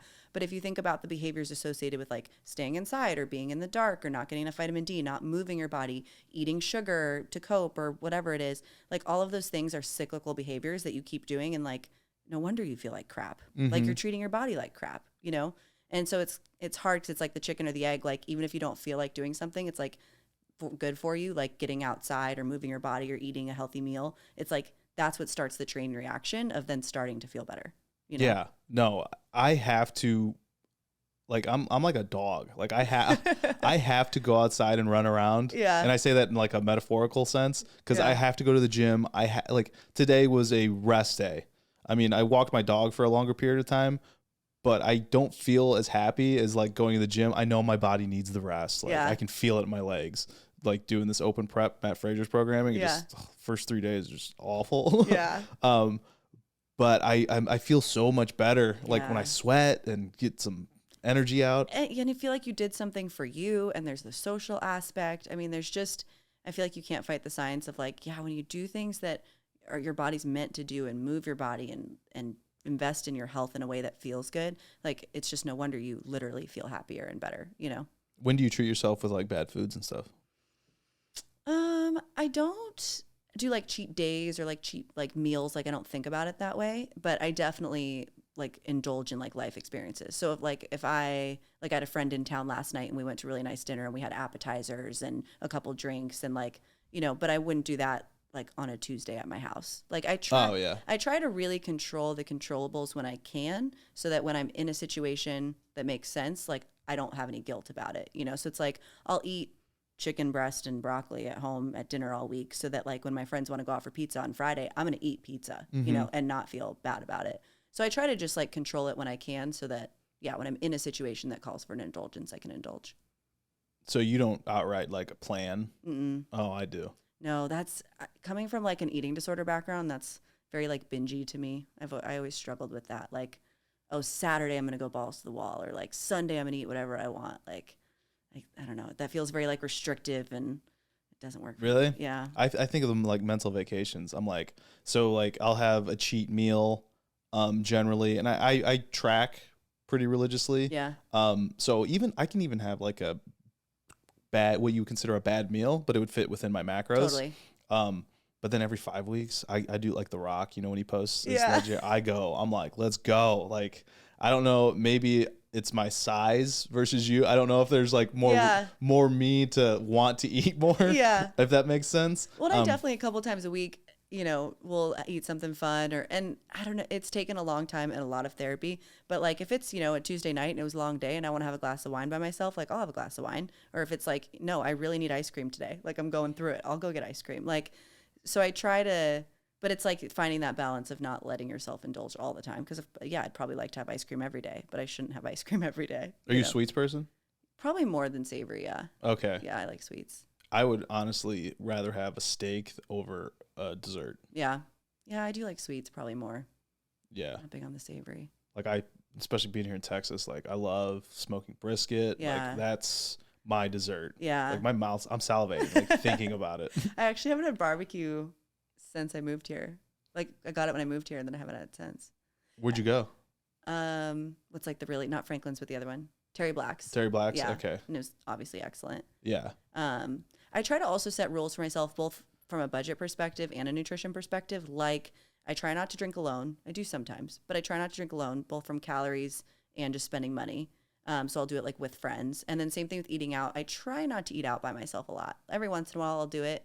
But for the most part, I try to only go eat out if I'm with people. My truck does this weird thing sometimes. From the gym, it just autopilots to Chick-fil-A. And I'm just like, whoa, what am I here? That is my no car experiment. For those that don't know, I got rid of my car when I moved to Texas, which I don't recommend, but it's been a fun experiment. I eat out so much less, like, cause I have to go get it. Like, no, you don't. You got Uber Eats. No, I won't do that. I won't do that. I refuse. You Ubered here. I know, but like something about ordering food just like irks me. Cause I'm like, I don't know. I'm like, if I wanted it that bad, I should just go get it. Mm-mm. Like, I don't want to pay for some other able-bodied person to bring my meal to me when I'm an able-bodied person. No. I'm injecting money back into the economy. No, I can't do it. It drives me. And just financially, I'm like, this Chipotle is $8 if I go get it myself, and it's 17 for somebody to bring it to me. Like, I'm making someone happy. Like, I could have bought 2 Chipotles for that. Like, it irks me. When I had first moved to Miami, I was supposed to go there to start my job at NBC, and they pushed me back a month. Yeah. I was like, ugh. So I did like part-time. I was like, okay, I'll work for the patent firm and do some odd and off jobs. But I was like, I'm not really doing anything. Let me explore. So I did Uber Eats. Yeah. It's probably a cool way to learn your way around the city. Yeah. I learned a lot about it. Did you make pretty good money? Or it's just meh? Like, could somebody full-time do Uber Eats and like make a living? I think when you do the math, depending on what you drive, but like if Yeah. you do the math and the wear and tear in your vehicle and stuff, I think it's pretty rough. Yeah. But I got pretty good tips, and there was a lot of rich neighborhoods. Like I remember going up in the elevator and thinking I'm coming off on a floor. So I like try to open the door. I'm like, oh, this is going to be a hallway. And the lady was like, this is my house. I'm like, the whole floor? Oh, wow. She owned the whole top of the hotel. I'm like, oh my God, she tipped me really well. Wow, Like, yeah. So like when you got those, you would get like tipped 100% sometimes. I wasn't really, the money was good. It's just a side thing. Yeah, I was just like, killing time until my job started. But it was fun. Yeah. Yeah, I don't like ordering food. It really bothers me. It just feels like a waste of money. Oh, I'll order food right now. If you think it's a waste of money, I'll spend my money. I do genuinely believe like, yeah, these people have jobs and they need you to order. I mean, that's fair. And Yeah. the restaurants need you to order. And maybe someday financially when I'm in a position where I have more money to waste and I feel better about wasting it, maybe that would change. But at this point, I'm like, that money could have gone towards like, I know I always compare it to like I'm going to Miami next week. And so I'm like, if I spend $10 to get my Chipotle to me, that's a drink in Miami, which is a way better experience than getting my Chipotle. Yeah, delivered one to me. drink. One drink for sure. Wait, you included the Chipotle too, right? But it just, yeah, I like always go back to like, what else could that buy me that I would enjoy so much more, you know? Listen, if you have free time in Miami, I'll treat you to other drink. places. No, I'll treat you to there's a place called Monty's down there I just love. Oh, yeah. It's on there's two. There's one in South Beach, which probably be the more touristy one, and then there's one in Coconut Grove. Okay. Actually, I would rather take people to the one in Coconut Grove because it's unlikely for you to go there.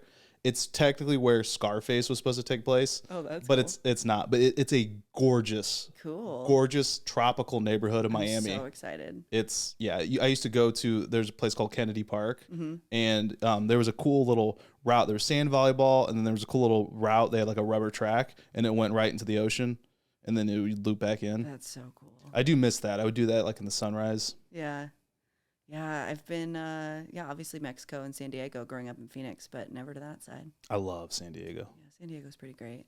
If it wasn't in California, that's where I would have lived. Yeah. You don't like California? My personal beliefs don't align with the beliefs of that state. That's fair. But I don't know. How much do you feel like that impacts like your day-to-day life? Oh, big time. You do? Oh, yeah. Well, taxes, I suppose. Yeah, taxes. Aside from that. Like I would have had my job. I used to work in aerospace as a corporate lawyer, and they're La Jolla outside of San Diego. Gorgeous place. Yeah, I've been to La Jolla. It's beautiful. Absolutely beautiful. And they're like, hey, we'll move you there. And they would have had to give me like a 25% raise just to be even from living in Miami. Yeah. Because of the taxes. Dang. And then with their shutdowns and stuff and how they treated it. And That's then true. I guess with the shutdowns and stuff, then that makes sense. you can't drink on the beach in San Diego. Can you in Miami? Oh yeah. Miami? Like Vegas, like open container, or like people just do? Yeah. There's way worse stuff Miami's got to worry about. Yeah, like, I guess that's fair. It's like, is that alcohol or cocaine? Like, Oh, great. no, it's very rarely was I offered cocaine at a place. I mean, you can get offered cocaine in Scottsdale. That's not that bad. Oh, I bet. Yeah. Yeah. No, I joke about that, but no, Miami's pretty open with like everything. Yeah. Yeah, I'm excited. Yeah, it's definitely different. Yeah, I went to California a lot growing up. I really like San Francisco. I don't really care for like LA. San Diego's fine, but I just been there a bunch. Not a fan of LA at all. Yeah, my brother lives there. He likes it. But he's also a screenwriter, so he's kind of got to be there. Kind of the scene. Yeah. He's like the energy of it. Yeah, he seems to like it. It's just a lot of people. It's a lot of people. and a lot of smog. And meanwhile, you live like in the woods, and you're like, that feels like a lot of people. Yeah, Austin, for as fast as it's growing, it's still it's still really small. It's 100% nothing like I thought it was going to be like. What'd you think it was going to be like? I thought it was going to be way more like Cowboys? No, because I'm from Arizona. Oh, that's right. Yeah, so people like think Arizona's like Western. I'm like, obviously it's not. I did think it was going to be way more like big city feel. And there is so much of it that, like, I guess I pictured hell no. not New York, but just like more New York-esque. And it's definitely more, or LA-esque. And it's definitely, there's tons of nature. A lot of things is spread out. It's very unique in yeah. Texas. Yeah. With the, I'm like, we're in the hills. And the people are by far the friendliest people I've ever met in my whole life. Oh, yeah. Like, by far. It's That's amazing. what I missed. Yeah. I traded in. That was a big decision when I was like going to leave Florida. They're not nice. Yeah. A lot of cities, they just aren't nice. The coasts. Yeah. Yeah. Like New York. Like, I'm totally the kind of person that walks by somebody and smiles, and then people look at you like, you're not from here. Yeah. Like, Say hi. And here people do. Like, they like stop and talk. And I've gone out by myself a bunch of times and made friends. And I would never have done that in Phoenix, like gone to a bar by myself. And here I've done it a bunch of times. And I thought Phoenix, I used to go to Phoenix for work, and then I had an office in Tucson. Yeah. Which there's nothing. There's nothing. There's nothing in Tucson. Everybody was nice in Tucson, though. Oh, that's good. I don't like Tucson. Are you born and raised Phoenix? Yeah. Technically born in Chandler, but very close to Phoenix. I wonder if you had a similar experience. We used to work with a guy when I was in Tucson, and he had spent years like just staying in Tucson, and we started traveling, and he saw green grass for the first time. Oh, yeah. Is that something?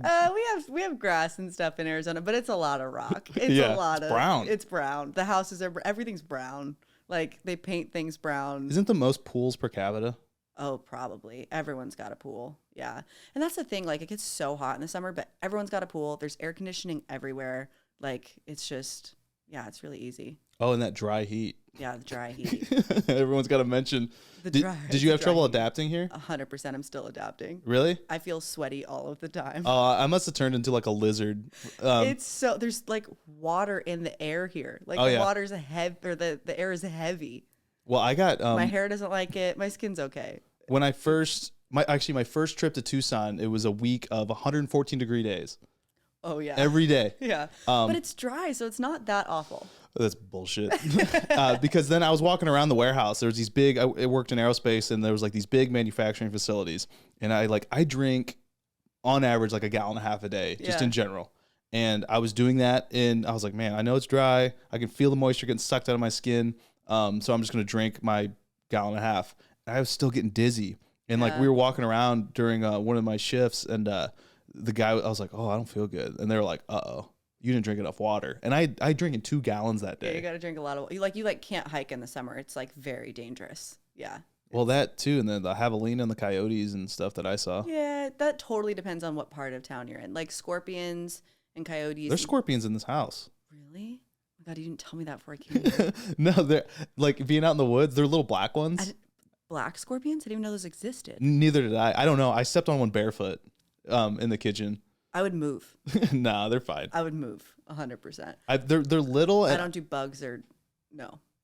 I mean, I saw like there was a big one that I saw, but I just picked it up and threw it outside. Never. No, I would move. I don't know why scorpions don't bother me. I mean, I don't know. Yeah, if I feel like they're dangerous, maybe you should be more bothered. What are you talking about? In Phoenix, don't they have tarantulas and shit? Yeah, but it totally depends where you live. Rattlesnakes? Yeah, totally depends your neighborhood. Like you could literally, so the neighborhood I grew up in, we didn't have scorpions, we didn't have any of that, but you could literally be a half mile down the road and you would have scorpions all the time. What do you mean you didn't have them? Like they just were like, oh, we don't go to that neighborhood? Totally. I find that hard to believe. No, really, they're so like development specific. It's so interesting. Yeah, it's 100% how Phoenix is. Really? Yeah, it's very dependent on the neighborhood that you're in if you get them or not. I believe maybe you were lied to. Like that's just what my mom told me. She's not gonna be okay if she thinks that there's tarantulas in the house.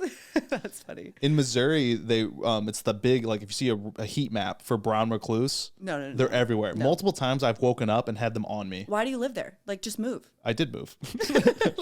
But why do people put themselves through that? It's like when people live in like the freezing. It hardens you. Freezing snow. Like there's better places. Like why do you do that to yourself? It's been cold here. It's been very cold here. Yeah. I haven't been doing so well. Yeah. I was coaching a CrossFit class the other day at like 6:30 p.m. and I looked at the owner and I was like, this is top 3 times that like coldest I've been in my life. And people were like giving me clothes. They felt so bad for me. I accumulated like gloves and a vest because I was just like trying to Okay, coach. well, it hasn't been that cold. No, it's cold. But I also don't dress right for it. Like I don't have warm clothes. Well, you were wearing, I commented, you posted something, you were wearing a beanie and it was like 80 degrees that day. And I'm like, what are you doing? I was like, I didn't wash my hair, but also I know. This is one like I keep on my app. I have like my hometown, St. Louis, or at least what I consider my hometown. And then I still have Miami listed on my weather app on my iPhone. Yeah. And I swipe over and it's like 78 in Miami today. Yeah. The coldest it ever got when I lived almost 5 years in Miami was it 5 years? 4 years? Whatever it was. The hell was it? Anyway, it was like, I think 55 was the coldest it ever got. Oh, wow. And at that point, the iguanas would fall out of the trees because Really? it would be so cold for iguanas. Oh, no.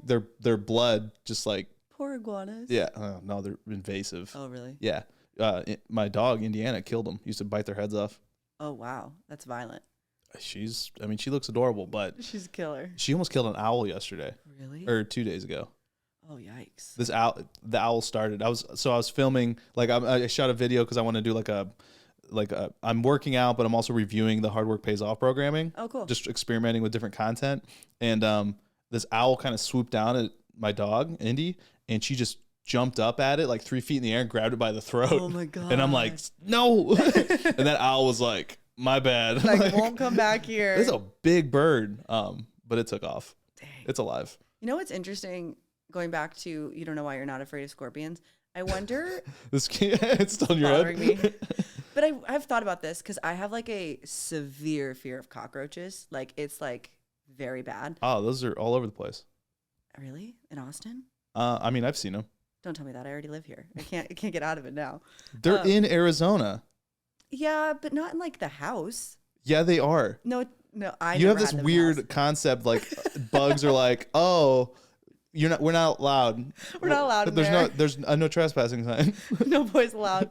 But what I was gonna say is like I wonder why people are scared of certain things and not other things. Like how come some people are so afraid of heights or so afraid of bugs or like whatever, whereas things like my dad like hates rats and like not that I want to hang out with them, but like mice and rats don't bug me and like snakes don't like. If I saw one, I wouldn't be scared. Like I would just be like, okay, I'm not gonna go near. How about the snake. sharks? Not really afraid of sharks. Like. And again, like I don't want to go like cage diving with them, but like it doesn't like I don't go in the ocean like, oh, I'm scared of sharks. So I wonder like if there's something, I don't know, like what's the word? Biological isn't the right word. Like There's genetic inheritance of like certain things. Yeah. Do you think that like maybe, I don't know, like maybe your ancestors had some experience with certain things and it like builds in this like genetic fear? They think that's why public speaking is such a fear. Because you would get like exiled from the tribe. Yeah. Yeah. Oh, you've heard it. I have heard that. Yeah. Ben Bergeron talks about that. Yeah. So it's like they do believe, and same with like you get a dog. Like my dog spent no time with her parents. Yeah. But she has habits and she has fears that I can't explain. Yeah. I remember Joe Rogan did a bit once. I think it was on his special too, but I saw it live, where his cat, who had like been a house cat, got him as a kitten, like had never seen another female kitten in his whole life. And then like saw a female cat outside and like went to the window and his like mouth was salivating. Like he knew that he wanted to be near that female cat. And he was like, how does that cat know? Like he's never seen another female cat, but he just like knows that he wants that cat, Yeah. Like there is some things that I think are just inherently built in, but it's interesting when you think about like, why are some people afraid of things and some people aren't? I mean, I think about that in all facets of life. Why are people driven versus some people that aren't? Well, that's got to be a little bit more of like nurture, don't you think? Nature versus nurture? I don't know. I would think so. I feel like a lot of your personality trait, I guess, and I could be totally wrong, but I feel like fears are maybe a little bit more like inherent, whereas something like, are you a driven person? Are you an optimistic person? To me, those seem more like things that would have been cultivated at a young age. I think there was, I wonder if I can find it real quick. This is where it's like, I wish I had someone looking stuff up for me. Not to take away the conversation, but I think I remember reading a story about twins separated at birth. Yeah, yeah. And both of the boys ended up as firefighters. Really? Yeah. Interesting. I think I have heard stuff about that, like twins or siblings that like separate really young and then come back and then have very similar like They're- political views or whatever it is. Raised differently, raised by Yeah. different people, went through different paths, had different day-to-day life experiences, and ended up being down different. similar paths. Yeah. Yeah. Interesting. Yeah. Could be simulation theory. Could be. It is a simulation. So Yeah. do you listen to Armchair Expert? I've listened to a couple. Yeah. I really like them. They joke about that sometimes about Them, isn't it just simulation. Dax Shepard, or does he have someone else? He has Monica Padman. She Okay. does the production of it, I think, but then she's like co-host too. Okay. Yeah. There's actually, do you know who Michio Kaku is? Mm-mm. He's, you know, Neil deGrasse Tyson. Mhm. So he's also like he is an astrophysicist. Yeah. I believe he's an I don't want to insult him, but he's a very Whatever, bright guy. like, yeah, He's whatever this the Asian smartest guy thing with is. like this big gray hair, Yeah. kind of like Einstein-ish. Wonderful books. I think one of his books called God Theory or whatever. Anyway, he postulates about time travel, like the proof of time travel Oh, wow. equates to the idea there is no free will. Oof. That's a lot to take in. So the reason being is because if you're able to move forward and backward in time, then you have to be at a predetermined place in the future Mm-hmm. for me to go forward in time and meet you there. Right. So if you had free will, you couldn't be at a predetermined place. Exactly. Mm. And you're like, oh, so if Einstein proved through his theory of relativity of time travel, which he did, then that means he proved there is no free will. And if there's no free will, then that means it is a simulation. Or Could be. some other variation of that. There's a Black Mirror episode on that too. Have you I ever seen haven't that watched one? that. Yeah. Sometimes I like these questions and sometimes they freak me out. Oh. And I don't normally go too deep down the rabbit hole. Oh, I do. Do you? I take all the blue or red pills or whatever the Matrix, know. whatever Neo's offer or Morpheus is offering. I feel like I already have so much going on in my head at any given point that like whenever I start getting too deep in a topic, I'm like, I don't have the space. Like if simulation's real, like I can't do anything about it. Like if, Right? like if XYZ is real or like I do love aliens and I like learning about aliens, but like if they're coming or not coming, like it doesn't impact like the work that I have to do today. Yeah. You know, like it's like I'll get kind of far and then I'm like, I have to go back to work. Like Yeah, but that you could say that about just about anything you do. that's true. Yeah. Yeah. You use it to rationalize, like, oh, if I don't work out today, it doesn't impact what I've done the rest of my day. That's true. You could look at it like that. You could look at it like that. Don't look at it like that, No. but you can. Well, then you go back to more like, have you read Atomic Habits by James Clear? I love that book. Excellent book. It's probably the book I recommend the most.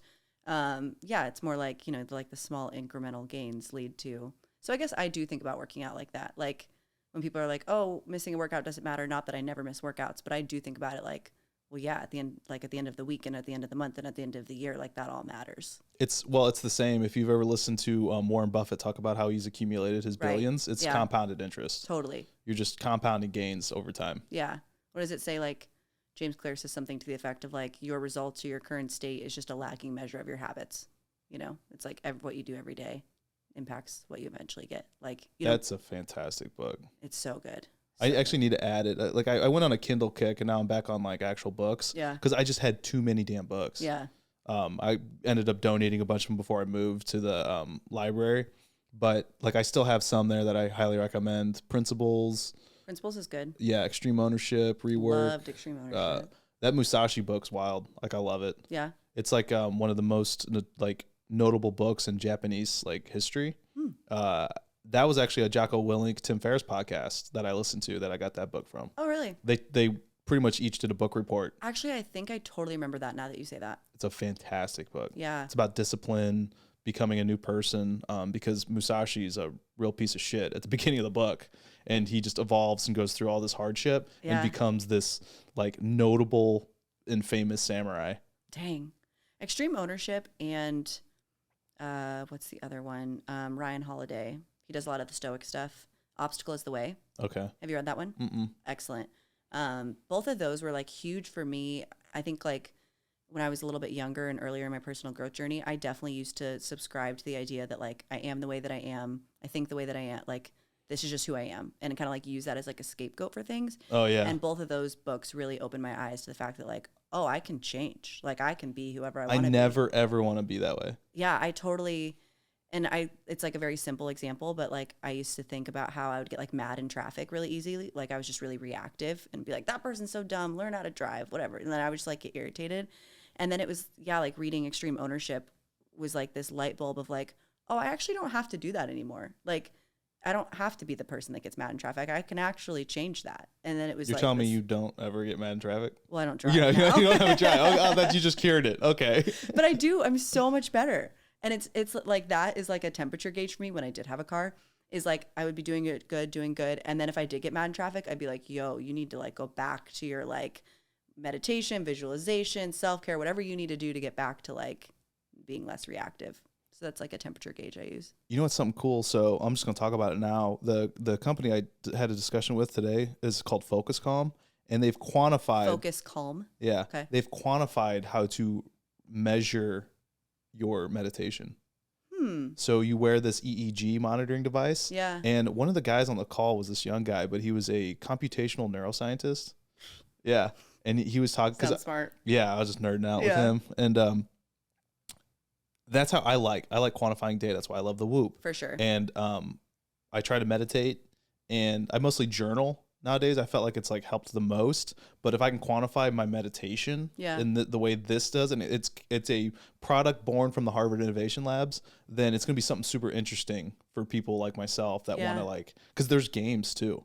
Huh. Like the one they showed me as an example was a fire. Yeah. And the more you were calm and focused, the bigger the fire got, and your goal was to melt as many marshmallows as possible.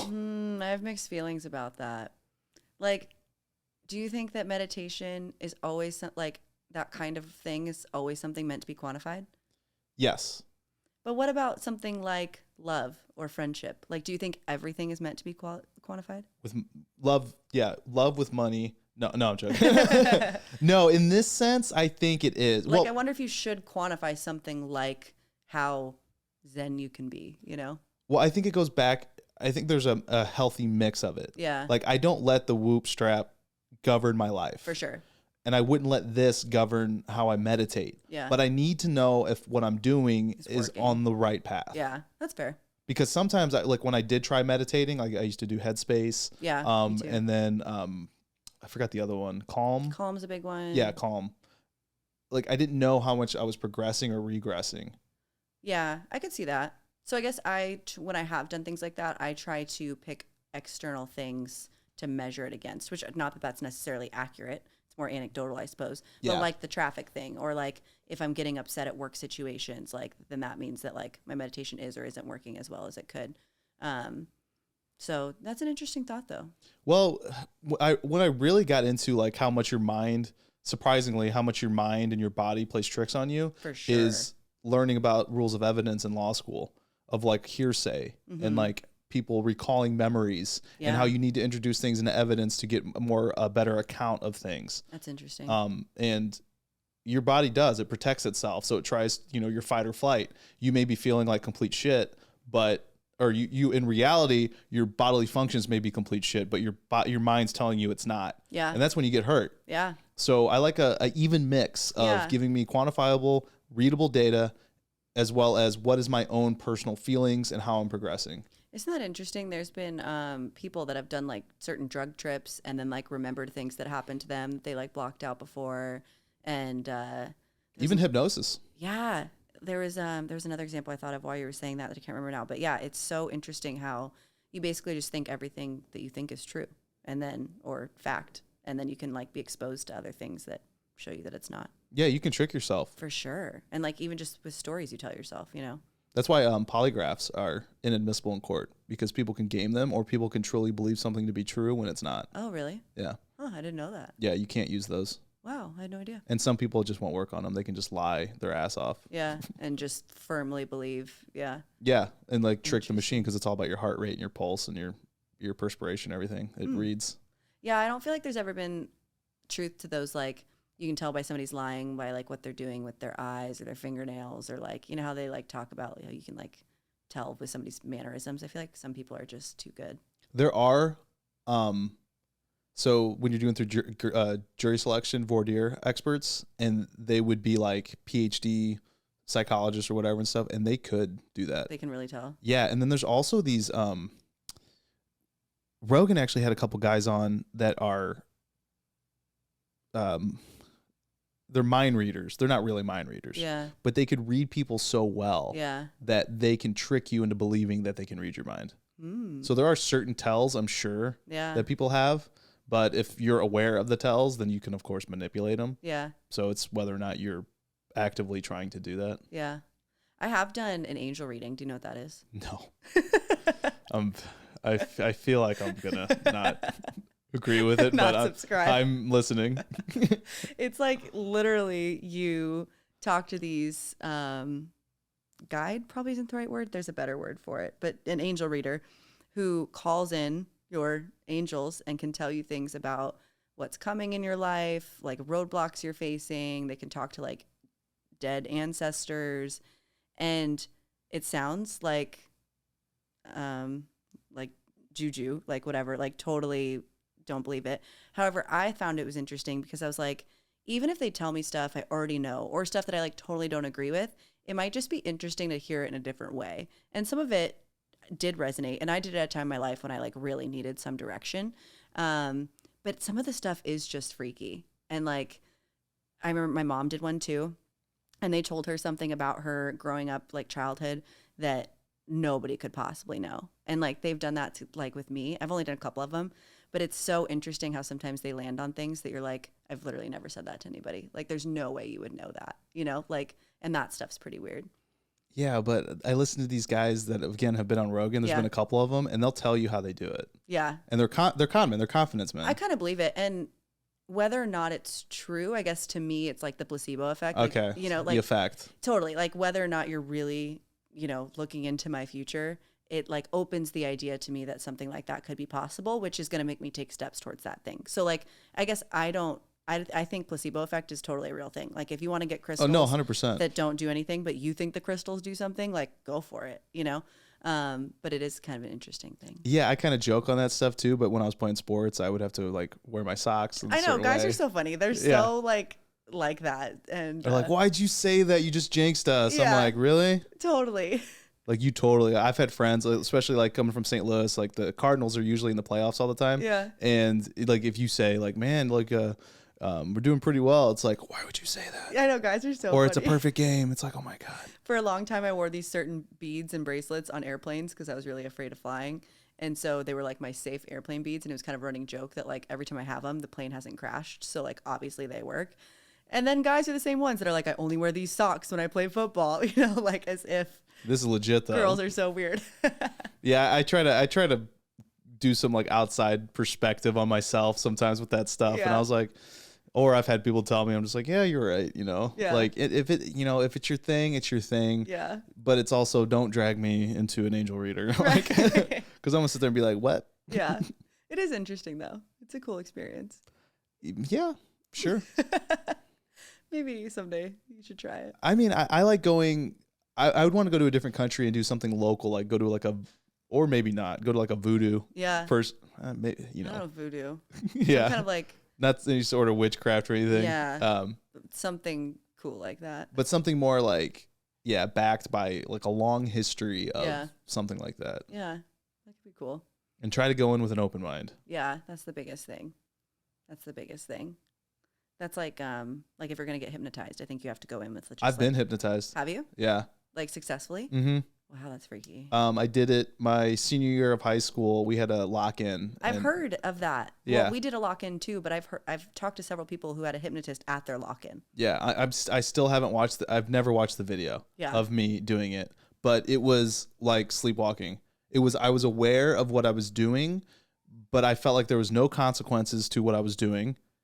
And freaky. Yeah, and like I was easily manipulated. Like I was just like, I kind of had like this fuck it attitude. Yeah. Where like this guy was like going to tell me whatever I wanted, or what he wanted me to do, and I was just like I'm just gonna do it. Weird. Yeah, and but I was like half awake. It's like when you're just aware you're dreaming is what it felt like. Ooh, freaky. Yeah, I used to be a skeptic about it, and I literally went in it with a skeptic mind, but I let it like I don't know what happened. Weird. Yeah. Well, that freaks me out. I mean, it was fine. Like I didn't do any weird stuff.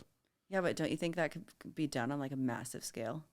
No. Really? Like what? Like you're gonna like get a bunch of people to be hypnotized and then cause violence? No. You don't think that could happen? No. Okay, well that makes me feel better.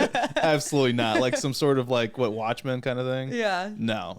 Okay, well that's good. I think it was like a very one-on-one, and some people just apparently aren't susceptible to it. So when I hear stuff like that, I'm like, oh, it's because it's probably bullshit. Yeah. But if it happened to me going in as a skeptic, then I was like, oh, okay. Yeah. So also should be an open mind with tarot card readers, whatever other BS, astrology and I know. Astrology is funny. Some people really, really believe it. We're talking about stars that died long before the dinosaurs, and we're looking at them to govern our lives. I'm just like, okay. Have you seen that meme that's it's like the son asking his mom, like, hey, what time was I born? And she's like, run away from that woman. Yeah, no. like don't ask me. Yeah. It's having such like an extensive science background, I feel like if there was any sort of merit to a lot of this stuff, there would be back science to it. Yeah, that's fair. Versus just like a spiritual understanding of it, and then having someone write this crap that's so generalized it could apply to anyone.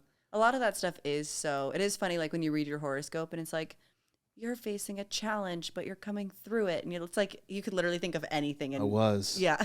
I couldn't open that bag of chips. Yeah, today was hard. Yeah. Yeah. Like, what happened? Yeah. Start reading into it like what you want. Totally. You'll just, see what you want. Yeah. It's just like when you buy a new vehicle and you start seeing it everywhere. 100%. Yeah. It's just it just opens your eyes and this is what you're going to be looking for. Yeah. Yeah. I just opened did you see my thing on Instagram about how I do that little where I put the notes in the jar throughout the year when good things happen? Yeah, that's pretty cool. Yeah, so that was fun. I opened that on New Year's Eve. So what I do is throughout the year, like if something big, awesome happens, or even really small things, like just had a great workout or a good interaction, I'll jot it down, I'll put it in the jar, and then I don't look at it all year. And then on New Year's Eve, I open it and get to like relive all of these awesome things that happened. And a lot of times it is stuff that I totally forgot about, Do you read all of it? Mm-hmm. All of them, yeah. Wow.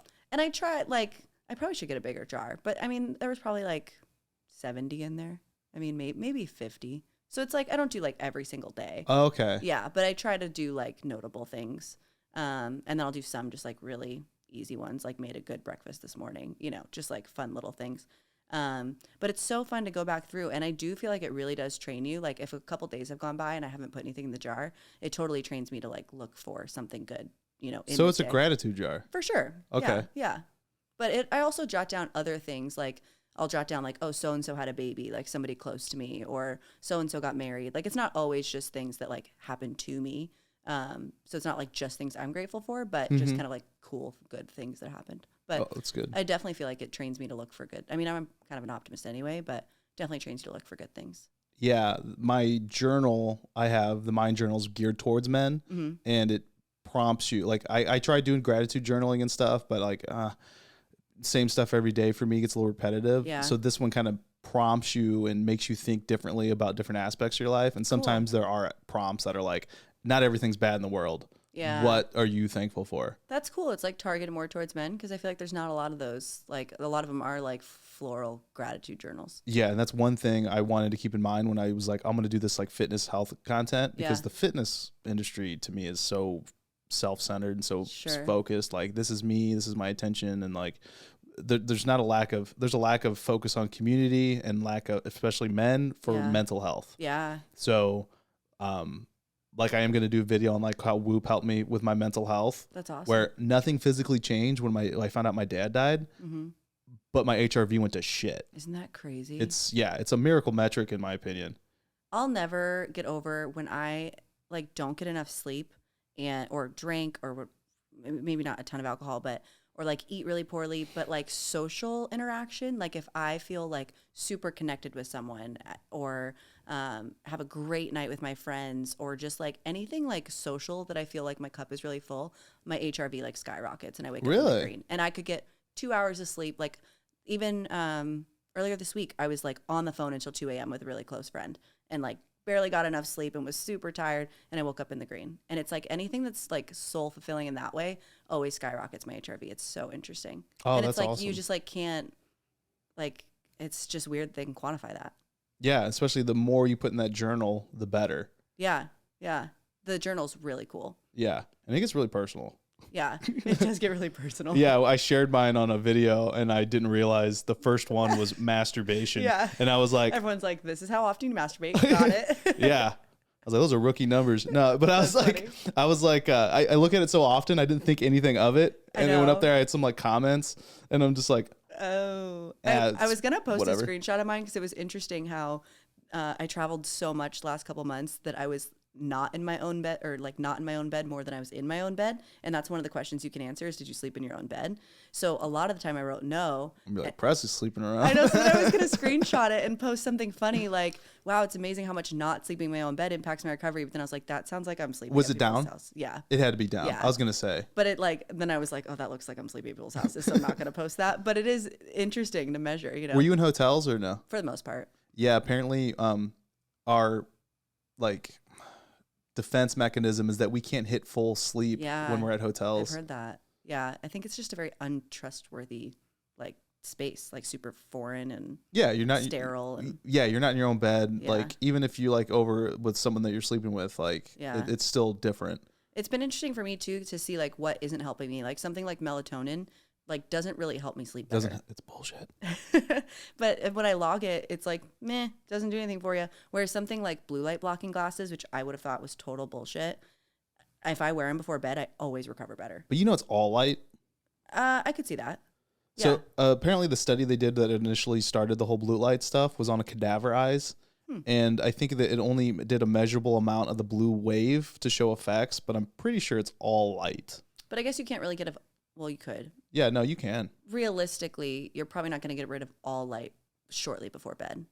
You're supposed to. Well, yeah, but like most people won't. So if you at least eliminate the blue, maybe that's better. Is that kind of the idea? Yeah, it's better than nothing, I guess. Like if you're going to have some light, like even if you're reading, like if you're going to have some light, at least getting rid of the blue light maybe is slightly better. Yeah, I thought about experimenting with that. Yeah. Yeah, but like the supplementation that people do, there's nothing that's ever been proven to help with the quality of sleep. Even CBD? Nothing. So if CBD is impacting your sleep, it must be treating something that's causing you to stay awake, not directly related. Interesting. So like for me, CBD helps because with inflammation, especially after I work out all day. And to me, I believe like keeps me more comfortable at night. So it's not affecting your sleep directly. Yeah. But it's indirectly affecting it because it's something else is impacting your quality of sleep. That's interesting. Yeah, or even if it just makes you feel like less stressed or something, or have less anxiety, or placebo effect could be. Yeah, because sure. you do you take Beam? I do take Beam. See, I've been wanting to try that. Like I work with Chase at the gym, owns Verb Labs, wearing his hat. It's the best CBD I've ever used. Best CBD quality. I've never used CBD outside of Beam. I've tried Beam. I've tried. I used to work with CBDMD. I've never used topical CBD either. Oh, really? Yeah. Oh, I got some downstairs. Is it pretty awesome? It's awesome. Yeah, it feels so good. Yeah, I just I just don't like sleeping. Like I wish I never had to sleep, but I have to. So if I take Beam, it just like knocks me out and then I can wake up. Have you read the book Why We Sleep? Yeah, and I still can't get into it. I just don't like it. It's so scary how bad. Like I used to sleep like maybe 4 or 5 hours a night when I worked at a law firm, and I'm like, oh, I'm an idiot. I just don't like it. I don't enjoy it. I don't like going to bed.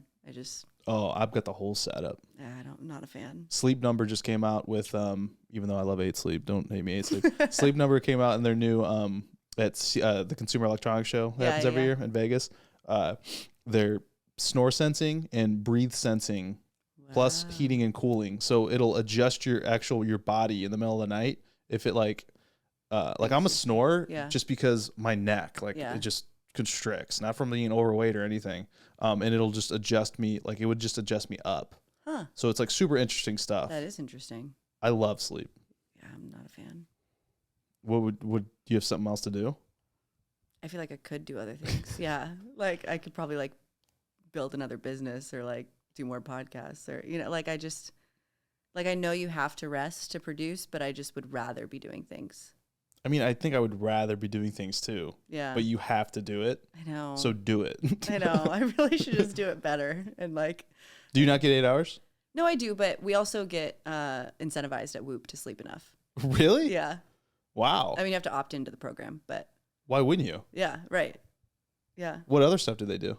For employees? Yeah. We have really cool perks. We have we call it a strain and recovery perk, where they'll reimburse us to buy things that either help our strain or recovery. They do really cool stuff. I just used their Whoop Body stuff for the first time. I have not used it yet.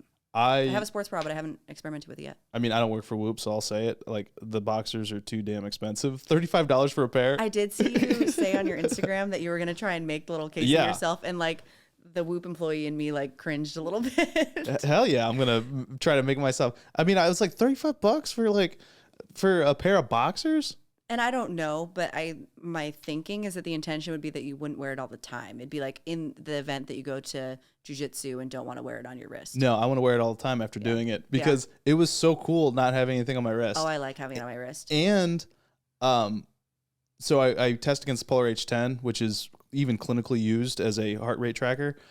It was like pretty agreeable. Like even good. more so agreeable. And then like when I was doing things where I was wearing wrist straps and stuff, maybe the device wasn't moving around or whatever, but it seemed to be more accurate.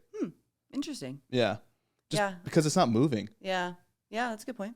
The one thing though, I was sitting in a meeting for an hour and a half and I thought I took a nap. Oh, that's funny. Because my heart rate was so low, Yeah. which it generally is, and I Yeah. was just sitting on my ass. And it was like, you obviously went to sleep. I was like, hour and 11-minute nap. That's funny. Yeah. Yeah, I like wearing it on my wrist, but I also like talking about it. And so I feel like it gives me an opportunity to talk about it. Like, I feel like Whoop's kind of a cult. And if I wear it somewhere else, then nobody's going to ask me what's on my wrist. Yeah, I get that. If I used to wear it on my bicep and then it was hidden, so Yeah. people were like, well, you're not wearing Whoop anymore? I'm like, chill out. Yeah. But now I'm inked up now, and it doesn't, Does it not read as well? no, not through ink. Because mine does. Mine does just fine. Through, If I wear it on my tattooed arm. are you sure? Mm-hmm. Like, we can check on our end, like, how confident we are in your heart rate. Yeah, but how have you used like a Polar H10 to measure it against it? Oh, no, I'm just measuring it against itself. Yeah, see, Yeah. that's when it becomes a But problem. versus, like, my own data, it's just as accurate. I have a video where I went into the gym and I had a Whoop, a Garmin, an Apple Watch, a Polar H10. Of course you did. Yeah, just because I was like, okay, let's see how many workouts I can do. I ended up doing 12 workouts that way, which was super uncomfortable. I bet. And seeing how accurate every device is. And The thing so accurate, are you comparing it to the Polar H10? yes, Okay. and the amount of errors that the Polar H10 gets is really, really low. Because what I don't like is when people say like, oh, I'm wearing an Apple Watch and Whoop, and they're saying different things, so the Whoop must not be accurate. And it's Yeah. like, well, what makes you think that the Apple Watch must be the right Yeah. one? And that's nothing against Apple or in favor of Whoop. Even if you did it with a Fitbit and a Garmin, it's like, oh, well, Garmin's getting a different reading, so it must be wrong. And it's like, no, how do you know which one's right? Like, Yeah, I always try to find the most reasonable available thing where I can set like the litmus test. Like, Yeah. this is it. So I did one on a body fat scale, the Withing scale, and I went and got a DEXA scan. that was interesting. I saw you post that, and Yeah. the variance in the different scales was fascinating. Yeah. Like dramatic. I've had also a lot of scales sent to me. Oh, really? Yeah. That seems like such an annoying thing to have a numerous amount of. I know. What is the cool stuff? So my number one video is on the Metcons. Like, I have the number one Nike Metcon video on all of YouTube. So have you gotten lots of Metcons? None. See, this is what I'm talking about. But and my second video is on why you should not buy an expensive body fat scale. Because it's So then have you gotten a lot of body fat scales? yes. Yeah. And I've had some that, like, I got one from a company, and a big name company, and it showed my body fat at 40%. And I called them and I go, hey, You're like, this is. I got this problem. Yeah. Yeah. Were they receptive? Yeah, they were very receptive. Oh, good. It was actually a new product in beta testing, so Oh, they were cool. like, yeah, and I haven't heard back from them ever since. It was Yeah. before I moved. I mean, they have my email address. I don't know if they just like whatever. Yeah. But it was like way off, and I've never found even the in-body scales with the hand grips. The embodies are hit and miss too. Yeah, you got to go do a bod pod. You got to go do a DEXA scan, something that has not too much outside influence from what you're wearing, how much water you've Yeah. drank, how much you've eaten. The DEXA was super interesting. I did a couple of them back in Phoenix not long ago, and that was really interesting. Yeah, I'm gonna do a follow-up one. I'm taking something called turkesterone. Oh, I've never heard of it. Yeah, it's a plant steroid, and it's also in insects, and it's shown in rat studies to have comparable results as anabolic steroids. So would you like pop for steroids? No, it is not a banned substance. It is a naturally occurring substance that people have synthesized into a swallowable pill. Do you think eventually it would become a banned substance? They're having problems figuring out how to do that because it's naturally occurring in quinoa and spinach. And So how like, can you not, like, how can you prove that you didn't just eat an abundance of something that has it? exactly. So if it's something that's naturally occurring, now you have to eat like the amount that's in there is very Yeah. low. But until they figure out how, like, and they don't know its effects. So it's because of its effects, I'm going through a cut right now, and I want to see if I lose body fat and do a complete body recomposition, which is incredibly hard to do. Yeah. Where I'm just losing fat and gaining muscle. Yeah. Interesting. And I'm going to try to prove that through a DEXA scan versus these bodybuilders online are just like, I lift more after a cut. Right. Quantifying it again. Yeah. Interesting. How long are you going to take it for? 2 months. Cool. So at the beginning of March, I'll do a follow-up DEXA scan and see like what my body looks like and how much muscle I've either gained or lost. That's cool. Very cool. I would like to do some kind of body composition challenge for myself. Try like put on a certain amount of muscle or hit like a certain squat. I haven't done anything like that in a long time. That's what drives me. Yeah. I like competing. Like I'm getting ready for a weightlifting meet right now. Yeah, I saw you post that. What's that for? American Open Series 1 is in Columbus. It's also the Arnold. So a lot of people are familiar with the Arnold. Yeah, they do, like, for sure. Bodybuilding stuff. So it's the same event. I like Columbus. Yeah, I've never been. It's like a colder Austin. Oh, great. Yeah. Even in March? Oh, yeah. Oh, gosh. No, it's going to be cold. I need to buy some new clothes. These are like the warmest shoes I own. What are those? Vans. Oh, okay. Yeah. Yeah, you can just work out those instead of Nobles. Yeah, they could. Same damn shoe. Same thing. Yeah, it should be fun. I qualified last year at the same meet in Salt Lake City. And so. Well, you have a pretty decent online following, right? I don't know what decent is. What? I feel like I get some DMs sometimes. From? Instagram. That's like the only. I'm not on Facebook. I'm not on Twitter. No, I mean, who's DMing you? Oh, it's usually people following fitness stuff. Okay. Yeah. Not people sliding into your DMs? Nah, I mean, sometimes, but it's not terrible. I don't know. I get men sometimes. Do you? Yeah. I don't really get women. Ballsy. I probably get like. No pun intended. I probably get like 2 or 3 guys a day. A maybe. day? Yeah. What? But girls have to be worse. Like other girls have to get it so bad. A day? Yeah, but like most of them are, you just delete it. Like you don't even like engage. You Oh know? my God. Yeah. That's crazy. I just can't even imagine. I don't know what I have. Probably 3,000 followers on Instagram. Like people that have like 60,000. I'm like, I don't even like. I would just be overwhelmed. Just dicks flying at them. It's got to be awful. Well, and it's like energy draining, and then you feel bad. Like sometimes I post things. Like yesterday I posted a throwback to the meet that qualified me for the meet coming up. And lots of people will respond and be like, oh, that's so cool. What are you training for? And then you like answer and then they're like, I'm training for this and this is my goal. And like, it's fun for a little bit. And then you do it enough and you're like, I don't know you. Like, I don't like have the energy or emotional capacity to talk about your goals with 15 people. And like, that sounds like such a first world problem. Like, I know that a lot of people have that on a grander scale, but I just don't even know how they do it. I know. Because sometimes it's a lot for me. I should ignore it too. I get random people like asking me stuff and like I'll engage with them. And I try to I want to like you want to be nice. Inspire them and I want to like give them information. And like people like even when I was podcasting more would ask me about podcasting and it just gets to be a lot to keep up with. Yeah. And responding to YouTube comments and stuff. Oh, I bet. Yeah. I bet. And then I feel bad when I like don't respond to people. That's how I feel. I know. But I should just like ignore it. And I know, because at a certain point, it's got to get that way. Well, and you don't really owe anybody anything, like no. But you want to be nice. Well, I mean, I built my platform to like help people. Totally. So if people are reaching out and they need help, it's like, oh, okay, here's a one-on-one. And I've had some really good interactions with people that have like lost a bunch of weight. Yeah. Going through like my videos and they've helped them, and I'm like, oh, that's awesome. Yeah. But then it's like this conversation dragged on a lot longer than I thought. Totally. And some people you meet, like I've met some people that I'm really close with on Instagram, and then like met them in person. So it has its values for sure. But I just don't know how people with like a super large following keep up because sometimes I feel stressed out by it. Gonna find out if you're gonna like start creating content and stuff. I'll get back to podcasting. Yeah. Yeah. Yeah. When are you gonna start that? Comes out Monday. What day is today? Thursday? Yeah. I don't know what day. I don't. Say 6th, 7th. 6th. 6, 7, 8, 9, 10. Is that the 10th? Monday? Yes. Yeah, 10th. I'll get back to it. So yeah, I started my podcast in April of 2018. Did it for like 2 years, super consistently. I think I'm at 56 episodes. And then I took some time off, basically all of last year, just to kind of get re-inspired, figure out why I was doing it again, get reacquainted with it, finish up some other big projects in my life, move to Texas, all of those things. But I've just been really craving getting back to it. And I have lots of cool people that I've met since I stopped podcasting to come on. So I'm really excited to be back to it. Some of it's solo stuff. Some of it is interviews. And then I actually started this series. We were thinking about doing it as a branch off podcast. Now we're just going to do it as a series on my podcast with a girlfriend of mine called Little Uncomfortable. and her. Oh yeah, I saw that. Yeah. Is that the one that appeared on Phoenix or whatever it was? No, the one that was on like the Phoenix Best podcast was my podcast. Okay. Yeah. Okay. So we thought about making it its own podcast, and then we decided to just do it as a series on mine. I don't have Instagram on there. And she and I have great conversations about all kinds of things that are like a little uncomfortable to talk about, but it's fun for us to do together. So that's the one you are starting? So it's just going to be like a series on the Hey Preslie podcast. I thought you made an Instagram account. We did. Yeah. We were going to do it as its own show and then pivoted a little bit. Oh, so you're not doing that? Mm-mm. Oh, okay. Yeah. So we're taking the episodes we recorded for that and we're just going to put them on mine. Okay. Yeah. So you're going to have just the Hey Preslie podcast. Just the Hey Preslie podcast. But we'll do a running series of episodes with her. That's smart. Yeah.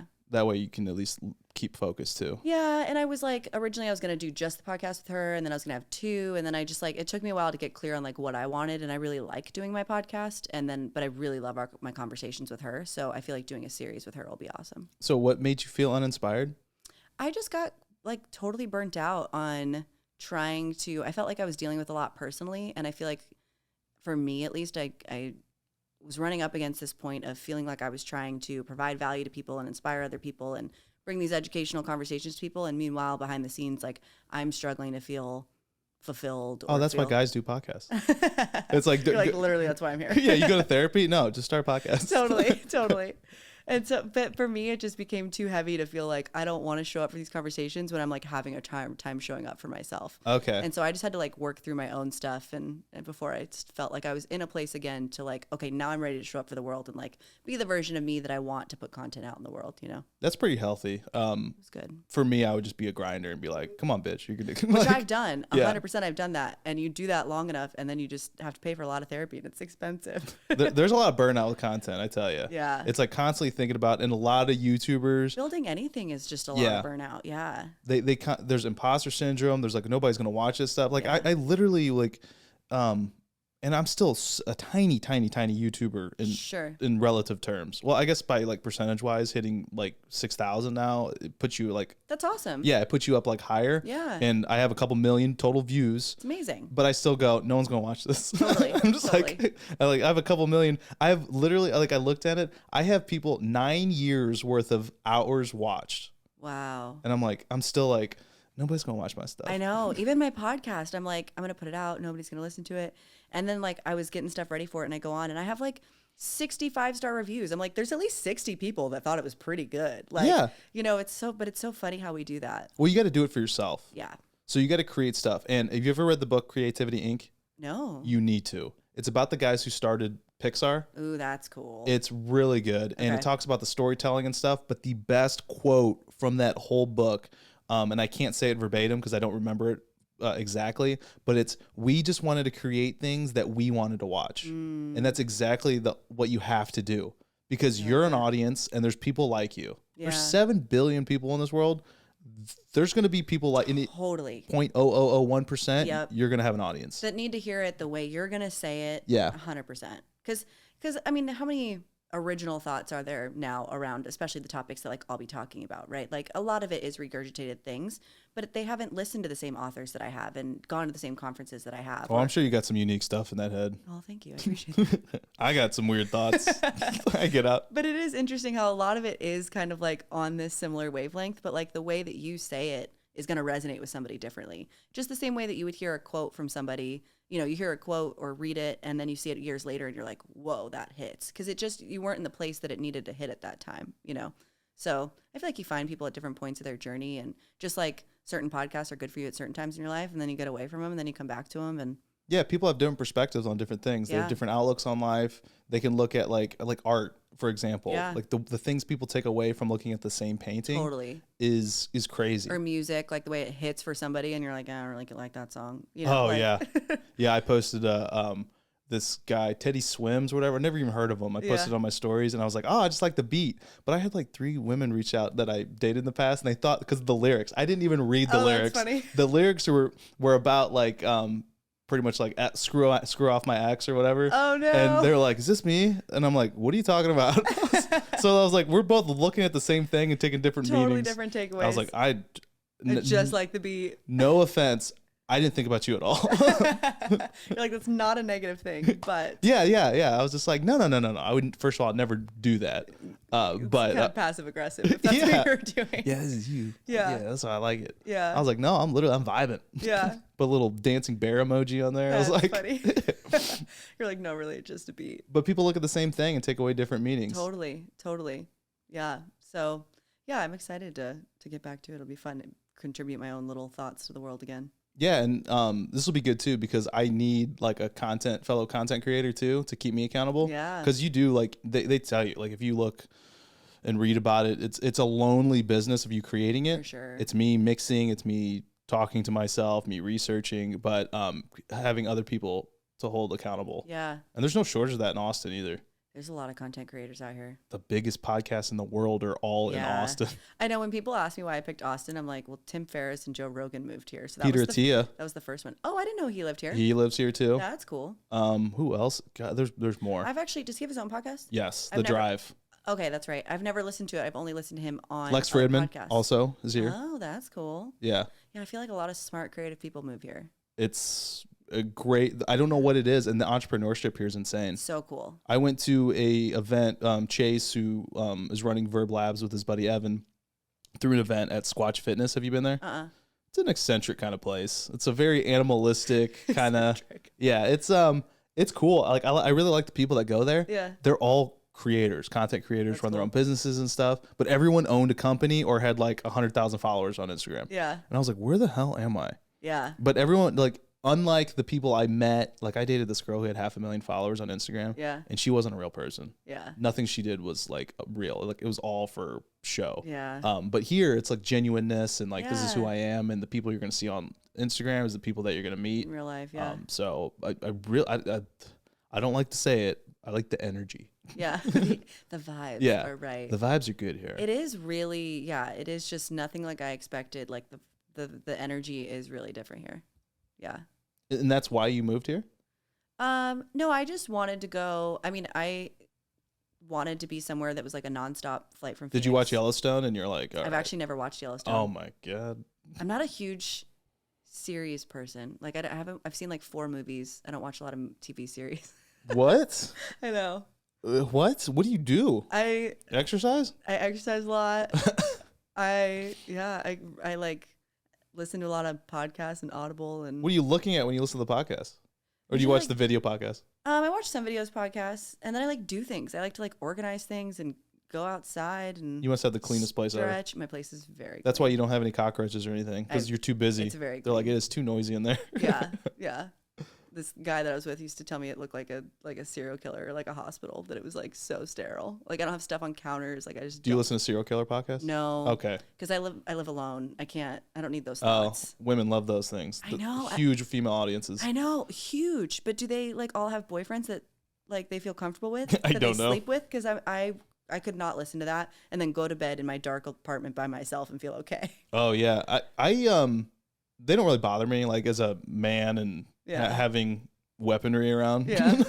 Or I'm like, if a guy breaks in here, he better be big. And if Yeah. he's huge, better be cute. No, I'm joking. But I watched that Night Stalker documentary on Netflix. Oh no, yeah, no, That one was a rough one. I didn't watch. I'm that. like, all my windows better be locked. Like, Yeah. yeah, it was bad. I think I watched like the Ted Bundy one, and that's about as far as I got in serial killer documentaries. Yeah, but then there's a show called Snapped on Investigative Discovery, I think I've heard of that. and it's about women just completely losing it. Really? And just, yeah, there's the, I wouldn't even want to watch that. I don't need reminders how crazy people are. Like, I feel like there's enough of, like, you can see enough of that. I don't need, like, more content that like, so you don't watch the news at all. very rarely. That'll keep you healthy. I watch the Today Show the first, like, 10 minutes every day, and then that's about it. The Today Show? Yeah, I just really like it. Oh, I garbage. don't know why. God. I know. I know. It's so cheap. I don't like that fakeness. I Like, know. oh my God. It's I've just always watched such a it. bright, and I mean, I guess it's nice. Maybe they are happy. I don't know. Maybe they do really like their jobs. Is that the one with that Matt Lauer got busted on? Yeah. There's a show on Apple TV. I did watch that. The morning show. Yes, I did watch that because Yeah. I actually like felt a deep connection to Matt Lauer having watched the Today Show my whole life. Really? And so then when that happened, I was like very Oh, sad. this guy's a piece of shit. Yeah, that was like really, I don't know how many years ago that was now, but that was very eye-opening to me because I don't really get tied to pop culture too much. Like I'm not like a huge fan. There's like, I can't think of like a musician or an actor or whatever, where I would like freak out if I Oh, saw yeah, them. no. Like, I'm not really like that, but I do like I was a big fan of like the anchors on that show. And so that was like the first time that I was like, whoa, the people on TV are like really not what you think. That was like very eye-opening to me. That's why I believe podcasts and YouTube are blowing up, because It's like way more authentic. with the authenticity. You just can't fake it. Like, you can't listen to somebody for 2.5 hours on Rogan and not get a feel for who Exactly. they are. Yeah. Like, even I thought like Matthew McConaughey was gonna be a weird person. Yeah. And he's a little eccentric for sure. But listening to him, I'm like, oh, that's a real dude. I just finished Greenlights and loved it. Really? Did you have you read it or listened to it? It's on my list. So it was recommended and I saw people posting it and I was like, Matthew McConaughey's whatever. Like, I'm not a fan. It's just whatever. He's the minister of culture of Austin. That's what I've heard. And so I was like, meh, whatever. It just like, but it kept coming back. And then finally it was recommended to me like an 8th time. And I was like, fine. Apparently I need to listen to it. And so I listened to it on Audible and loved it. Does he read it? Yeah. Okay, I can listen to him. Yeah. And there's like cool little parts he does at the end of each chapter. It's like really good. I just watched Interstellar last night. Oh, I haven't watched that. Of course you haven't. You've seen like 4 movies. I know. That's wild. Like, there are benefits to watching like imaginative or reading. And both my brothers are like work in the movie business. Like, Oh yeah, you just said that too. I know. That's crazy. I think I just went like polar opposite. Why, like, Yeah. just no interest in it at all? Like the Marvel movies, not fun. I did go see Spider-Man, The new one? the new one. But how much did that resonate with you not having? I know I didn't like know a lot about what was happening. Like, yeah, but I mean, it was good entertainment value, I guess. Yeah, I teared up a lot because it was like really nostalgic for me. Oh yeah, like For sure. I like definitely felt it, in the parts that like that I understood. But yeah. Because I saw the first Spider-Man with Tobey Maguire in theaters. Yeah. 2000, would that have been 2001, I think? Yeah, I was like 11. Yeah. Yeah, I don't know. I just never really got into him that much. You know that Ninja Turtle there is older than you are? I believe it. That's awesome. Yeah. I think my brothers love Ninja Turtles. Yeah, that's I got that in 92, I think. Oh yeah, that's older than me. Yeah. But I was just thinking about that with like the Spider-Man stuff. I was like, how old would you have been? Yeah. No, I love storytelling. Yeah. And I've been trying to study a lot of that through content creation. Yeah. And actually, a guy from Disney reached out to me on my content and complimented my writing. That's amazing. And I was like, what? You're like, I can die happy now. Yeah, I was like, thanks, man. Like, what's it called? Story brand. Are you familiar? Yeah. Have you read the book? Yeah. Like building a story brand? Yeah. Like that was huge when I was running my own business. Like that whole like telling a story through like your branding, I thought was super eye-opening. Yeah, it's good. And they had downloadable tools and stuff. Yeah. They have a lot of good resources. Yeah. I used to be more organized with the content creation. It's been more of like a mishmash of like, let me just build. Yeah. It works if you're trying to build like a scalable business. Yeah, and it's good by myself. If like it gets to the point where I'm going to hire someone else, I really need to sit down and put in some processes and stuff, which I'll get to because I'm huge into business development and improvement. That's what I do for work. Yeah. Just don't have time. It's like, can I dedicate? I know you should like regress and like work on stuff. Right. It's just like, it's the mobility. It's like I need to stretch to get better. Right. But I don't want to. Yeah. Well, and it's like the purpose too. Like, I don't know, if you're like, my podcast doesn't have a plan. I just interview people that I think are interesting. And it's like, could I make a plan and try to scale it? And like, yeah, but like, it's also just a passion project. Like maybe if it became my full-time job, then I would sit down and try to make more of a plan, So I also think there's value in like, sometimes you just go for a hike because you want to go on a hike. Like it doesn't have to be like, I'm trying to get from point A to point B as fast as I can, I don't want my creativity to get too injected with like formalities. Right. Because then you start taking the actual creativeness out of it. You take the fun out of it. Yeah. And I think you make different decisions. Like thinking back, like when I started my own business and then worked for myself full time, when I started my business, I worked for somebody else. And I think I totally made different decisions than I would have if all my money was dependent on working for myself. Like I was able to invest in better systems and like, and I like poured back into my clients a lot. Like I did like really personal things for my clients because I had the extra income because I had another job. Whereas if that was my sole income, 100%, I wouldn't have been able to do that, That's kind of where I'm at with it. Like you see these nice microphones and stuff like this. I'm like, all right, I'm gonna shell out a little bit because my lights are kept on by my day job. Right. So there's like freedom of that too. But then there's also, what could I do if it was only, and then working with startups that were like literally starving for cash made them be more creative and more ingenious with their processes. Yeah. So really being bare bones also helps you. For sure. Like, what can I learn to make it bare minimum? Yeah. And it was funny because like I was like talking to Devin on the podcast with him of Never Rest, and like when we like what we're going to transition to, like because it's a tech channel, is we're going to talk about like your favorite products and supplements and stuff that you take. I was like, what do you do? And he's like, well, I can't really afford like running my own business, a lot of stuff. So he was like, nothing. It was like nice pair of shoes, and I bought a nice wetsuit. That was like it. And I was like, awesome. Really? Yeah. Because Ironmen are not cheap. No. They are. Isn't it like $700 just to register? More than that. I think it's Really? I think it's like $1,200. Yeah. That's crazy. My buddy's doing one and he wants me to sign up for it. It's like a full-time job to train for it too. 100%. One of my girlfriends from back home just did one. Really? It's a lot, and she trained for a long time. I think it's going to be one of those things where I start pulling back on the barbell a little bit and getting a little more low impact. It's going to be like a new challenge for me. So it's on the list. Yeah, that's cool. Some guy, I just posted about it, like literally just ran the first sub 11-hour 100-mile race. I can't even wrap my head around that. He 6 minute and 28 second pace per mile for 100 miles. No, I don't even know how you like get to that point and don't like break your knees down. You just start running. You Forrest Gump. just start running. Forrest Gump. You just start running. That's wild. Wild. You ever do, probably not, but there's an Eliud Kipchoge, the guy who ran the first sub 2-hour marathon. It's got an asterisk because of the pacing system they used and the shoes that he used. Gotcha. So it's not an official track race, but you can do the Kipchoge pace challenge and see how long you can hold his pace. Oh, that's fun. No, I've never done that. Yeah. I don't really like running though. I probably wouldn't seek that out. Have you dedicated any time to running? I did run a half marathon. You don't like it? I mean, I was glad to mark it off the bucket list. Okay. But I wouldn't do it again unless like Wait, only a half, not you a had full? cancer. No, not a full. Only a half marathon was on your bucket list? Well, at the time, running like 2 miles was a lot. Half-ass, half. My bucket list is this extreme list of dreams and accomplishments.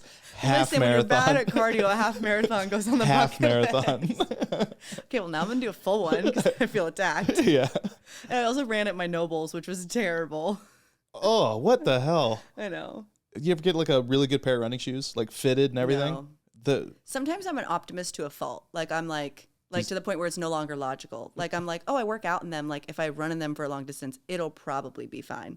Like sometimes my optimism goes a little too far. My max test when I do these shoe reviews is like 800 meters within the total, not at once either. Like within the total amount of a workout. Yeah, that's fair. Because there's a trade-off, like distance running versus lifting weights. Yeah. Like the games had that workout, or it was like leading up to during the quarantine workouts, where it was the 500-meter run and the overhead squats. For guys, it was 185-pound overhead squats, then the burpees, then the 500-meter run. Oh, that's right. For 5 rounds. I do remember that. And I saw Tia do it in the Noble Runners, and you could see the lack of stability in her legs. Yeah. But she's like, I'm sponsored. I'm like, oh, you are. Well, I think you had to wear them. Like, I think the games, like, regulates that stuff. What do you mean? Well, maybe not at that time. Like, No, it wasn't a Noble sponsored. In oh, it quarantine. wasn't? No. Because, like, now at the games, like, they have to wear the That was the Noble last shoes. year of CrossFit.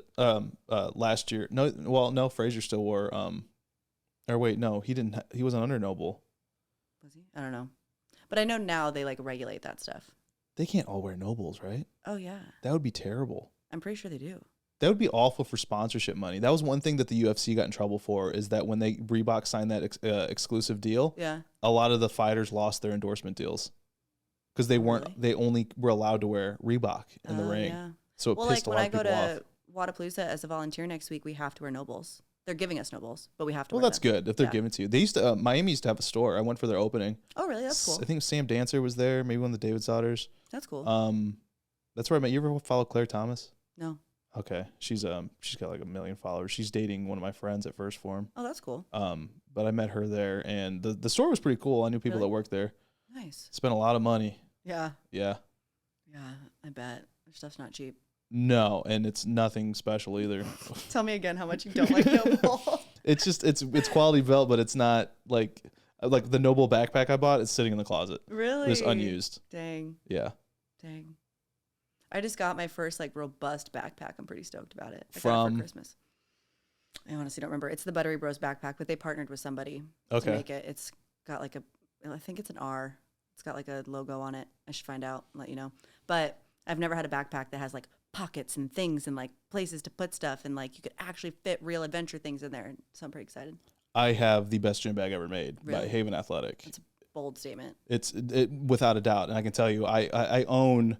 I actually just bought another backpack by GoRuck. Oh yeah. I'm trying to do a full 100% made in America gym setup. Oh, that's fun. Very tough to do. I bet. But I figured it out, and so I bought a GoRuck backpack. But I think I in this house. Who makes your barbells, Rogue?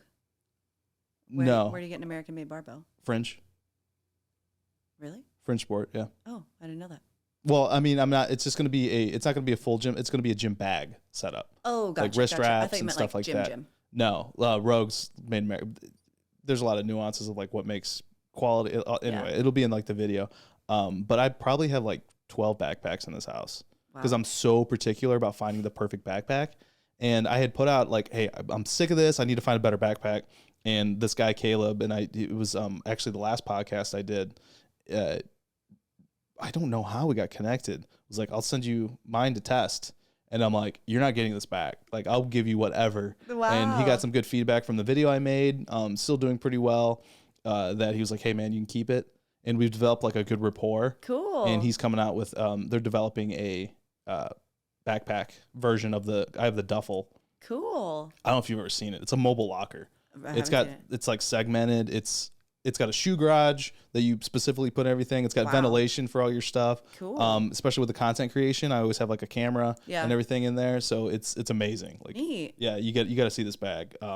But I've never had any bag comparable to it. I've always used the same. I have like a Lululemon, like it's got one compartment, like, and that's what I use for everything. It's fine. It's just that like I'm so particular about my things going in the right place, keeping things clean. When you open it up because of the partitioning. I also can never find anything in mine. Exactly. It's such a pain. Yeah. Yeah.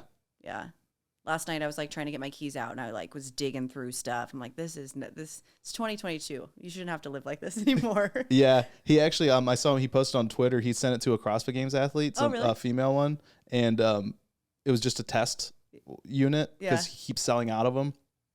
And she said, you're going to have to rip this from my cold, dead hands. Oh, wow. She's like, you can't have this backpack. That's cool. Now I need to look it up. Yeah, Haven Athletic. Okay. Super. Here, I'll just pull it up. Let me show you this thing. This little thing you got is so cool. I know. It feels so legit. Right? It makes me feel bad about my podcast setup. I mean, I can help you. Or you can use this. I told people, like, if they need to use this, they can. Cool.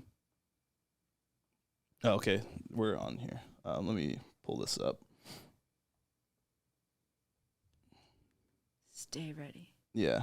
So, see this? Ooh, that's pretty. Yeah, I have the large duffel. Ooh, I like it. But it's just like super rigid and robust. Yeah, I like that. Interior water bottle design. And he's a CrossFit guy, so cool. Shoe garage. Wow. A little spot for your jump rope. Yeah, a spot for everything. That's cool. Yeah, I keep like cleaning stuff up there at the top. Actually, a company I met at Wadapalooza called Clean Freak.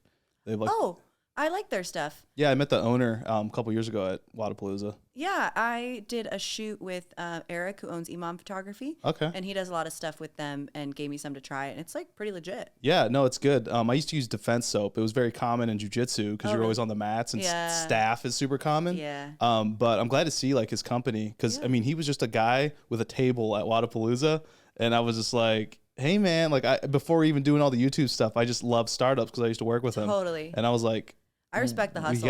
Yeah, I was like, paid him $20, bought a whole bunch of them. Cool. And I love it. It's a great product. Yeah. It's organic and stuff too. Yeah, it's not like, it doesn't make you feel super greasy, and yeah, it's good stuff. Yeah, no, the defense soap's got a lot of chemicals in it stuff, but I feel like it helps kill a lot of the bad stuff. Yeah, you don't need that. Yeah. Yeah. But long story short, I'm a bag expert, so. The more you know. He sent this to some NFL players too, and they seem to love it. I bet. And I want to travel with it too. Yeah. Yeah, I was thinking that when he pulled it up. I was like, that's a good travel bag. Yeah. The carry everything version of the most organized gym bag ever. So I'm very interested to see how the backpack turns out that they're working on. That's super cool. Things you didn't know you needed. Oh, that's all my channel is. It's like, oh, this stuff's cool. It's such a dangerous game. Like, you feel like you're like pretty set up, and then you're like, I could get a better pair of shoes or a better backpack. Like, it never ends. Now the shoe options are limited.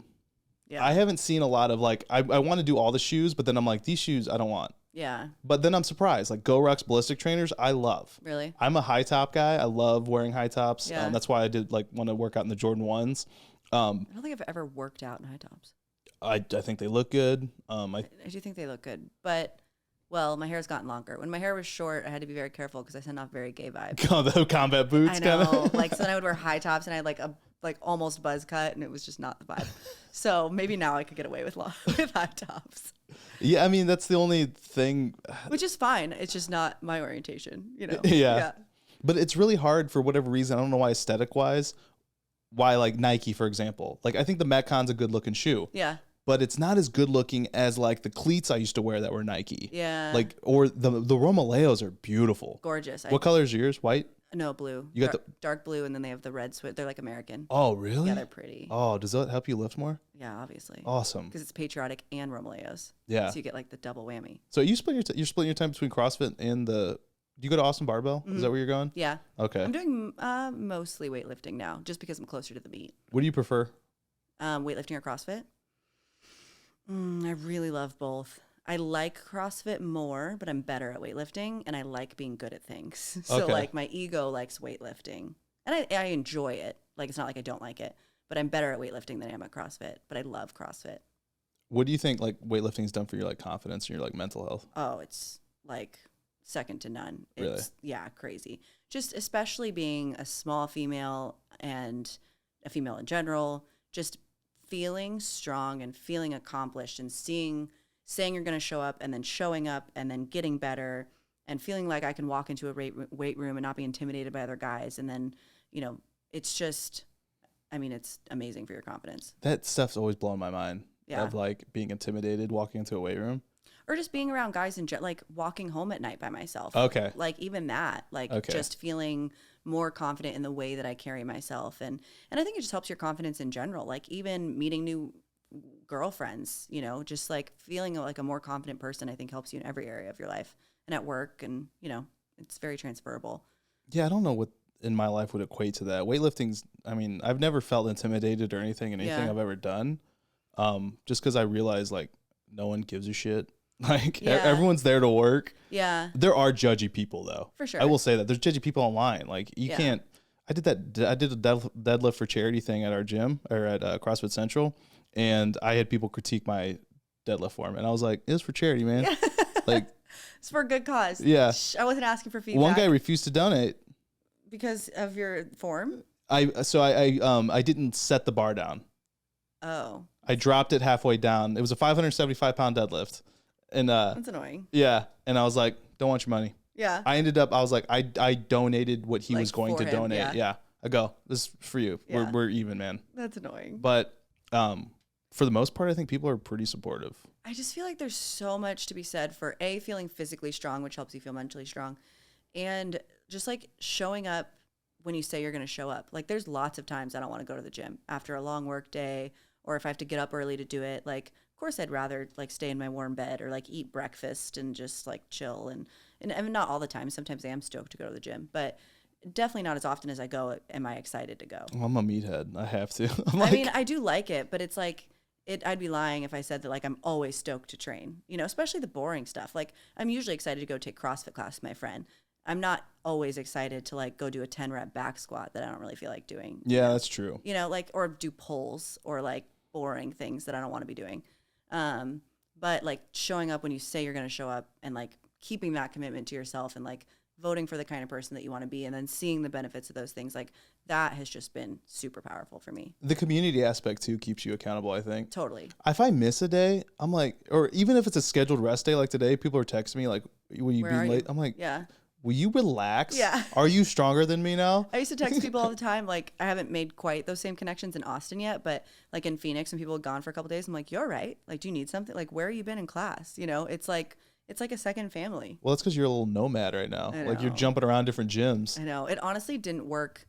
It wasn't super advantageous that I moved here and then traveled a ton because it like, now it feels like I've been here for some time, but still don't have roots.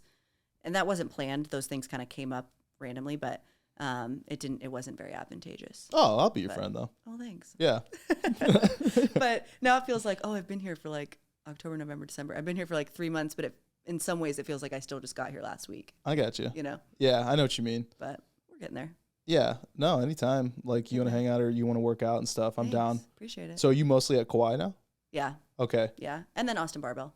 And Austin Barbell. Yeah. But you dropped into Central. I did. Yeah. I haven't seen Bella and a few friends in a while. So. Okay. Oh, that's why you did it? Yeah. I came and did class. I mean, that's kind of a good way. I like to mix it up too. Yeah. Yeah. Yeah. Kauai's a great community. They've been awesome so far. It looks great. I see people posting online. It's a cool gym. They have everyone's kind of in that like 20 to 30 age range. Like the vibes are super high. They have like a strobe light on the ceiling. Like it's just like a fun, like music's super loud. Like okay. It's like, am I in a nightclub or am I at CrossFit? I'm not sure. I left Miami. I don't need that. It is a little Miami-esque. Yeah. I'm down to check it out. I like when you mix it up. I think it gives you. It's just like wearing new clothes. Good perspective. Yeah. Yeah, and I like meeting new people too. Yeah. Yeah. And you can tell if it's a good community. For sure. I'm not tied to any one gym. I have my preference for sure. Yeah. It's because where they're taking my money right every month. I mean, I showed you before, like when you showed up, I have a whole. I could just work out at home every single day. Totally. But I also work remote, and I know you work full time remote too. Yeah. Got to see people. I need to see people. Like there's an apartment gym, or there's a gym at my apartment that sometimes I go to if I can't work out until 8:00 at night. But I don't get, it's like not the same fulfilling. Like I need to see people. Well, apartment gyms suck too. Well, yeah. What are you doing? Devil presses and I do like man devil's makers? press and double unders and that's the hotel workout where I'm just like, ugh. Yeah. Like I'm gonna kill myself. I know, air squats and push-ups and yeah. Yeah. I did that at when I went to St. Louis. Like it's just expensive sometimes to drop into different gyms. For you sure. know, there's some really good ones in St. Louis, but I was like, I'm just gonna go to this Globo gym, this local chain in St. Louis called Club Fitness. And nobody talks to each other. Yeah. I'm like, hi. And they're like, nothing. Well, I got my beats on. Like, I know. In my apartment gym the other day, there was like these people next to this mat and it like didn't look like they were using it and I needed it. And I went over and I was like, are you using that? And they looked at me like, why are you speaking to me? I'm like, we're all in the same why are you talking? fitness space. Like, what is happening? This is my alone time. I know. I'm like, it's fine. We can talk to each other. Yeah. I'm like, hey, man. And I saw what was really bad. People want to talk about the injuries and stuff in CrossFit. Yeah. You go to a Globo gym and stuff. People, totally. no programming methodology of any kind. Don't know what they're doing. A lot of them have never lifted weight before. I know. This one guy was snatching, and I thought he was going to break his back. At least CrossFit, you get a lot of ex-athletes. Like a lot of CrossFitters came from something. That's right. Even if it was like in college. Has-beens. You get a lot of guys who are like, I played football in high school and, you know, whatever. But in the Globo gym, you get everybody. Yeah. Oh, I bet right now, too. Yeah. Man, I don't miss working at the Globo gym at this time of year. At Lifetime? Yeah. Lifetime's nice, too. It's a really nice gym. I want to go. There's one here that has an outdoor lake. That's cool. Yeah, so I want to I haven't been to the one here. train for swimming, too. Yeah, that's cool. Just keeps you, because I don't know. Austin's got a weird thing with algae. Like, the lake's right here. Yeah. I don't know if Can I'm you not swim in the lake? I don't know. I really don't. You can go to Barton Springs, of course, and you can go to the other. Have you been to Barton Springs? No. Oh, you haven't? No. It's awesome. I've been like 3 places. Oh. Duh, yeah. I got to get you out. I'm here. This is 4. I'll just pick you up and drive you around to every Austin place. But yeah, they got a pretty cool facility. Yeah. There's a lot of Iron athletes. A lot of people that do endurance races that are here. Cool. That's very cool. I think this is the most active city I've ever been to. Definitely the most active city I've ever been to. It's like surprising how many people are out doing things all the time. Yeah. And in like my part of town in Mueller, it's like I would get up especially when I first moved here, I was like, oh, I'm in Austin. I should like see things. And I would like go on walks in the morning and there's so many people like running and biking and like just doing all kinds of stuff. It's crazy. Even at like 6 a.m. I love it. Miami being warm all the time, people were out. Yeah, that's how it was in Phoenix. Were brunching. Like getting coffee on a patio, like maybe taking their dog out. Like people were out, but here people are like active. So when you came here in October, you said? Mm-hmm. So were the paddleboarders still out? Like there's thousands of them during the summer. I've heard that, but honestly, I haven't really been near the bodies of water in Austin. I don't live near one. Well, you're right next to one right now. Well, so for the first time. Yeah, you can't see it right now because it's dark. But thousands of. Yeah. And this is a different lake too. Like, what lake is this? This is Lake Austin. Okay. And then Lake Travis, and then what's the lake that's by like downtown? Is that Lady Bird? Oh, Town Lake, whatever they want to call it. That, yeah. Yeah. I don't think you're supposed to be in that water. Oh, really? But people paddleboard in it and they drink and do whatever. I like paddleboarding. Yeah, it's awesome. Yeah. Bote, BOTE. You've used their boards? They're a Florida brand. They make the best boards. They have the skater shell technology, super tough. Cool. I don't know, you probably briefly saw it when I opened up my gym. But hopefully doing some reviews for them again in the future too. Cool. Yeah, I've literally just used the ones you like rent at the lake, but they're good enough. yeah, gets you. They're not the best. Yeah. It's like using a Noble versus a better shoe. Noble, man. losing fans by the minute. I mean, yeah, it's whatever. Like, I'm sure they're gonna have a massive. They usually have like a huge storefront at Wadapalooza. Oh, Loud and Live runs it. Yeah, it's gonna be like, well, even before that, like they had like really? it looked like a store, like they built. Oh, it's gonna be insane, I'm sure. Even at the games, it was insane. I don't know how are the vendors at the games. It was pretty good, yeah. Pretty good. But I felt like it was honestly comparable to Rogue. Okay, well then Wadapalooza is a whole different animal. Oh yeah, I felt like Rogue was like a mini version of the games. Okay. Yeah. Yeah, no, like I was a little disappointed by the amount of vendors there, but maybe because Rogue push some people off. Yeah. Because their store was awesome. Yeah. And being able to get Rogue equipment, like there's stuff I want to buy on Rogue. Like I want a reverse hyper. Yeah. Really bad. Because no gym ever has one. Yeah. And they're amazing for your back. But then when I go to shipping, it's $180. Ridiculous, yeah. I'm like, oh my God. Just so it's to like ship it. Yeah. Yeah. Versus I was able to buy a used rower and it saved me $100 Yeah. plus shipping. Yeah. So it saved me like probably close to $300. That's awesome. Yeah, Rogue was great. I'm excited to see Waza. Oh, it's fun. It's a lot of fun. You're outside all day, and this time in Miami is paradise. Oh, really? Because the humidity rolls out. It's sunshine. And the summertime's the worst because it just rains all the time, pretty much. Oh, really? Yeah. But in the wintertime, it's beautiful. Nice. Teal blue waters. Yeah, I don't get enough sun here. Like, I feel like my vitamin D is lacking compared to Phoenix, where it's sunny most of the time. Here, it's like, it's light out. Like, it's not necessarily like raining, but it's not sunny. It's like overcast a lot here. Yeah, I get that. Like, especially when it's cold out. Yeah. Usually my dog and I go down by the lake and like play and hang out for at least 30 minutes a day. Yeah. And then I'll try to work out outside at the gym just to get even more. But when it's cold out, obviously. Yeah. But I supplement with vitamin D too. Yeah.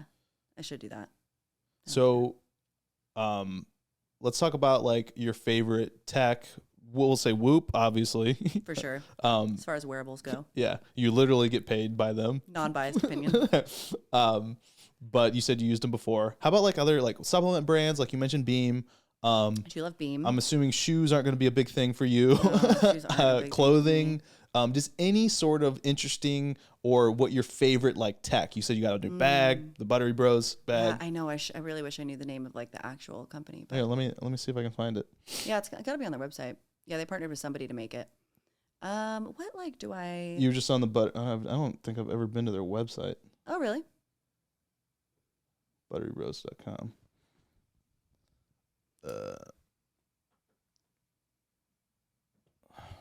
What other brands do I like? I take Athletic Greens. I love Athletic I Greens. do love Athletic Greens. Assuming it's their shop. I do like their shirts are dumb, but then again, why are you wearing a shirt? I know, it's funny. That's why I bought one. They had a booth last year or 2 years ago. Yeah, I don't think they're doing one this year. No, he posted. Heber, I saw on his Instagram. Oh, is there no backpack anymore? Oh, here it is. Oh, yeah. Krieger? Krieger? Yeah. What color did you get? Black. All right, people, check out our new Generally not backpack. very It's the loud Buttery Bros. when it comes to fashion. Creek. Really? Yeah. You got red hair. I know that. And so I feel like that's enough. Like, I feel like I have a weird name and red hair. Like, I don't need to attract more attention to myself. Well, if your name's weird, then my name must be weird. I don't feel like your name's weird. It's close to your name. I mean, I just go by Wes. I guess you go by I was Press. gonna say, but, yeah, you don't really go by your full name. yeah. Yeah. What other brands do I like? I actually switched out my AirPods for Raycons, and I love them. Really? Like them so much more. Okay. Yeah, I really like those. They stay in your ears so much better when you're trading, and have all the same features as Well, AirPods. Well, no, they don't. They don't have the H1 chip. Do you have an iPhone? Yeah. Doesn't connect that well then. Yeah, it connects just fine Well, through Bluetooth. through Bluetooth. But that connectivity of Apple products is just so I mean, it is seamless. good. Yeah. Like I have the AirPod Pros were never meant to work out in. No. They're not sweat resistant. There's But I nothing. want to like listen to a podcast while I'm doing something Yeah. and then walk to the gym and then like not change my headphones. Yeah, I got the Beats Fit Pro. Okay, I haven't tried those. Those are The Raycons are also super cheap, which I will say is a benefit. there's cost benefit analysis though, right? For sure. Yeah. How much are the Raycons? It was like $90. Oh, that's good. That's more of like a mid tier. Yeah, for yeah. sure. I shouldn't say super cheap. Cheaper than Yeah, a lot of you options. should invest in good equipment. Like there Yeah. becomes where it becomes like skull candies are really cheap. Totally. But then it becomes like I'm gonna replace these all the time. Yeah. So there's like sometimes in my videos I'll do like a full cost benefit of if I invest now. Right. Like I have AirPods Max, they're $550, but are they gonna last me? Like I've replaced 2 sets of Bose headphones over the past 3 years through wear and Right. tear, and that's cost me like $600 total. Yeah. So am I gonna come out ahead? Well, that's like how I feel about Lululemon. I do like Lululemon pants, and they are expensive, but You can take them in and you get can them. take them in and they'll replace them. And I just did it recently. That's worth it. I had a pair rip like right here, and I You brought can them take in. those pants in. Yeah, right. I wish. They came this way. Yeah. Yeah, they're like guaranteed for life. Yeah, Oh, you know what brand I do love is Away. Do you have an Away bag? I do. I've got the full set. Oh, I've got the full set. I love Away products. That's a brand that I'm like loyal to. I back-to-back years, I think I flew like close to 70,000 miles in 2 years. Oh, I've never tracked like the miles that I've flown. Well, I mean, I was flying America. I had status and everything. I was That's flying cool. all over the world for work. And I realized the importance of Good solid, luggage. good luggage. Yeah. And Away is that part of that movement of direct to consumer, high quality Yeah. for a tradable cost. Yeah. So maybe if they do have, I think they have a brick and mortar here actually. They do. And they Yeah. also have one. I've been to the one in LA. Yeah. Yeah, they have a couple. But they're not going through other like retailers, Mm-mm. which saves costs. Yeah, I love Away products. They look good. I heard about them on How I Built This, and then I bought a bag, and then I've bought like 7. Yeah, they're was it the female owner that yeah. Yeah. Their marketing's been fantastic Yeah, too. they Makes do. you want one. I know. They do a great job. I love their stuff. There was another one I just thought of. Away. Oh, because I was thinking that I just was there in LA as Warby Parker. Do you wear glasses? I used to. I love their But stuff yeah, too. Warby Parker. I It's think like it's that direct to consumer. I think mid Away cost. got it the idea from Warby Parker. Really? Yeah, they have great stuff. Because Warby Parker has one too where they were messing with price points Mhm. and $95 was the exact price point. That's so interesting. Yeah. Yeah. They had a place in Miami. Oh, really? Yeah, I feel like when you find a brand you like, it's fun to like support them and see them grow, and especially when they make quality products. Yeah, you get ownership. Yeah. Yeah, you feel like, oh, I backed this brand and they're Yeah. growing. So it validates my taste. Totally, totally. And I see that. Yeah. So then when I come in and shit on it, people are super offended. You're Not- like, oh, I totally get it. yeah. There's a glasses brand. Do you wear glasses? Mhm. Okay. Well, contacts. Okay. Yeah. So I'm very blind. for being active, Roka, ROKA, Okay. do you know them? I've heard of it. Yeah. So I did a video with them too. For sunglasses? Sunglasses, but they make frames for glasses. Ah. And they have proprietary like stay on technology. I wish Interesting. if I still wore glasses because I got LASIK, Yeah. I would 100% I need to just get LASIK. But wear. It's the best thing ever. Worth every penny. the idea that you could wake up and see You have no idea. mind blowing. No idea. Like I don't- mind blowing. It's been 2.5 years now since I've worn glasses, and my vision got corrected to 2010. Wow. Yeah, Yeah, I can't even imagine. it's And contacts are so expensive. Yeah, I need to just bite the bullet. it blows my mind. Like you go in, the whole process took maybe 3 minutes total That's wild. in time.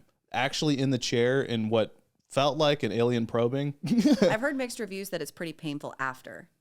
Like It's some like people are like, it's fine. And it's some like people are cutting the worst onions in the world. oh, But everyone takes a nap. Like everyone's story is the same. You go to bed, you wake up, and you can see. that's so wild. It is crazy. But they hand you, and I have a lot of people have this experience. They hand you like this. I went to the same person in Miami that The Rock went to. Oh, that's cool. 'Cause I was like- I would trust him. Yeah, I was like, these are my eyes. Yeah. I'm gonna go. Okay. But like the guy, like he handed me like, which stuffed animal do you want? I'm like, I'm a grown ass man. I don't need a stuffed animal. And then they start like, okay, I'll grab the bunny. And then they start it, and I'm like, oh, I'm like squeezing Oh it. no. Yeah, because it's like so weird. I bet. They like suction your eye, and then they go in there. Oh gosh. They drug you up. Yeah. For the return on how weird it was incredible. You know, what was the worst thing that I did is I have veneers. Really? Yeah, and I remember so clearly they like numb you all up because they shave down like your teeth to put new ones on. And I remember so clearly they like shaved them all down. You can't feel anything. You can just hear these like loud tools. And then I was like, I need to go to the bathroom. And they were like, and the dentist looked at me and she was like, do not look in the mirror. And I was like, you're right. I won't look in the mirror. I bet you looked. Of course I looked in the mirror. And seeing yourself with no teeth is the most traumatizing thing you'll ever see. Have you ever watched the movie The Dentist? No, I've seen 4 movies. Oh, that's right. Oh, it's a scary movie, and there's a scene. Especially a scary movie. I'm not gonna watch a scary movie. But there's a scene where the dentist is like dreaming, and he's drilling out this person's teeth, and the teeth are just falling out, and I'm like, oh. I'll just never get over. I was like, she told me not to look, and I looked, and I'm traumatized, and then I had to like come back to the chair like I didn't see anything. How come you had to get veneers? I just had really small teeth. Like, just I wish I had a better story. I just had really small teeth, and I got Invisalign trying to push them together, and then I still just had all these gaps in my teeth, so I got veneers. I wore braces for like 12 years. Really? It's ridiculous. I didn't know you could wear braces that long. Sure can. You're like, sure can. I did it. I think it was a mix. It was like 8 years of braces, and then a mixture of wearing retainers and spacers and a whole bunch of stuff. And you have great teeth. Huh? You have good teeth. They're okay. I'm gonna get like Invisalign again. Yeah. Or again, I'm gonna try it because I still have like some crowding. So I'd like to shape that up because it got to the point where I'm like, I could have kept going and got it fixed, but way back then I was so sick of wearing. I bet. Yeah. So I'll probably get back after the teeth game. Yeah. Like in a little bit. Teeth game. Oh yeah, that was traumatizing. So veneer, how do they feel? Like I don't even know I have them. Really? Yeah. Do you have to get them replaced? I think after like some amount of time, like 10 or 20 years or something. Yeah. Is it all of them? No, just the front, just like okay. the front ones. Yeah. It's wild. But I can't probably could, but you could break them. Like if you bite into like an apple. So I always like cut up apples. Or just don't eat apples. Don't open things with your mouth. Like that's a big one. Like I'd be awful with that. Really? I use my teeth. I'm like all that money spent on my teeth. I'm so bad. Oh yeah, I don't open things with my mouth because I'm afraid I'm gonna break them. I'm like terrified I'm gonna break them and then like have a chipped tooth or like miss a tooth and then have to like figure that out immediately. I am very particular. Like I own a water pick and I have a Philips Smart toothbrush. Yeah. That tells you exactly what things you've missed. Interesting. Yeah, there's an app on your phone and it'll show you where you missed in your mouth and all that stuff. I didn't even know that was a thing. You're talking to the I know. If there's anything that is a thing, you would know. Yeah. But then I go to the dentist for cleaning and they're like, why are you even here? I'm like, because you're just crushing it. I'm just like, yeah, I come for compliments. I come for the validation. I'm like, yeah, I'm here for you to just tell me. Oh, I'm the one that's like, yeah, I've been flossing, and then my gums are bleeding, and they're like, The water pick. I've never even heard of that. It just shoots a stream of water between your teeth. That is so. It does way better. Like I miss it when I'm on the road. Really? When I have to use like actual picks. You don't just bring it with you? It's big. Oh, it is. It has a water reservoir. Oh. Yeah, it just shoots water Does it hurt? through. Well, you can crank it all the way up. Wow. I have mine on the highest, but you're supposed to work your way up. You're shooting the water. Is it like coming back out? It goes through? Well, I mean, it goes through one side into your mouth, and it just kind of just like the dentist does. Okay. They have a water pick. Yeah. Interesting. So I just kind of lean over the sink and use it. The more you know. And that's 100% why. Like I'm like where the gunk gets stuck and everything. Yeah. As hot as this talk sounds like, but like that's where it hits. Wow. Is that expensive? I think mine was $70. Okay. But for the return on what it does for your mouth, it's 100% worth it. There's some statistic that like flossing or like making like good dental hygiene takes like or adds like 4 or 5 years to your life or something like that. Yeah, same for dogs and stuff too. Yeah, it's like a lot. I took I don't know what science classes you had to take. I took microbiology. I did not take that. And they show you what like just missing 1 day of brushing does to your mouth. Really? The amount of bacteria, especially, so I don't eat a lot of sweets. Yeah. But it's very, very simple sugars. The bacteria in your mouth is able to digest it a lot easier and spread faster. Wow. So like if you're eating like a really clean diet, your teeth are going to be more clean. Yeah, that makes sense. That's why people get cavities when they're eating candy and crap like that. But yeah, you could just, it messes with your gut biome, messes with your mood. Huh. Yeah, whole bunch of reasons why you should be brushing your teeth. That's so interesting. I brush my teeth a lot, but I don't chew gum. And so I'm terrified of my breath smelling. So I just brush my teeth all the time. Like after most meals. How terrifying is this feeling? It's not like, it doesn't keep me up at night. Do you go up to someone and you go? But even though I work from home, I work from home by myself. And still after a meal, I'm like, I don't like the way it feels. And I'll brush my teeth. Yeah. Yeah. I mean, good. I guess it's better than the alternative. Not brushing your teeth. Yeah. Yeah. I don't know how we got on the toothbrush stuff. No, me either. What other Warby Parker, LASIK. Oh, missing my teeth. That's how we got there. That was our through line. LASIK and then okay. Yeah. Um, You're like, wait, how did we arrive here? what else? What else? What other brands do I really love? RPM jump rope.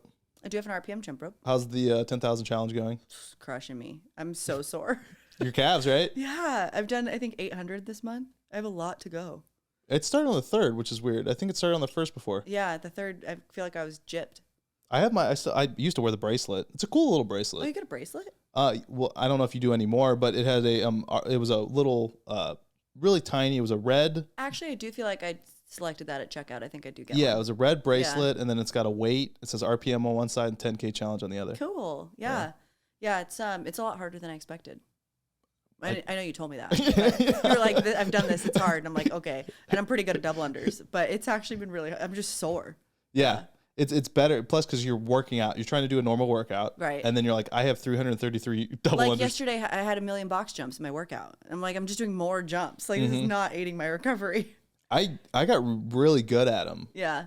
Doing 10,000. Yeah. But then after I did that, it was kind of like when you run a marathon or half marathon, and you're like, I don't want to run anymore. Yeah. I got that way with double unders. It kind of makes me want to pick something like every month though. Like now I want to do like, I mean, not 10,000, but it makes me want to do like maybe next month I'll do like, I don't know, like 200 air squats a day, or I don't know, like it just makes me want to like, it's fun. I'm enjoying having to do it when I don't want to do it. Like I like that feeling of like committing to something and making myself show up. Like when I was training for half marathon, like I didn't want to run, but I like had to, because I was like, okay, so at this day I have to run 13. So like, you got to get there somehow. Yeah. So if I have to get to 10,000, like I got to jump rope every day. So I do kind of enjoy the, like, I don't know, like what the math would be, but like, I kind of want to pick something every month this year and be like, I want to do 5,000 of this, or, you know. That's pretty cool. Yeah. I don't know what it'll be, but probably do like push-ups, air squats, probably some kind of running. Yeah. Core. Yeah. I did a 100-mile month one time. 100 miles in a month. Yeah. It was like a 5K a day. That's a lot. Yeah. It was, but it was a good challenge. It was fun. Yeah. That is a lot. Yeah. My friend that, he owns Hammer CrossFit in Phoenix, he did a mile every morning in December. And I thought it was really cool. And I was like, I would do that. But with my travel schedule as of late, I just know that there's some days I won't get up and do that. And so I want miles, nothing though.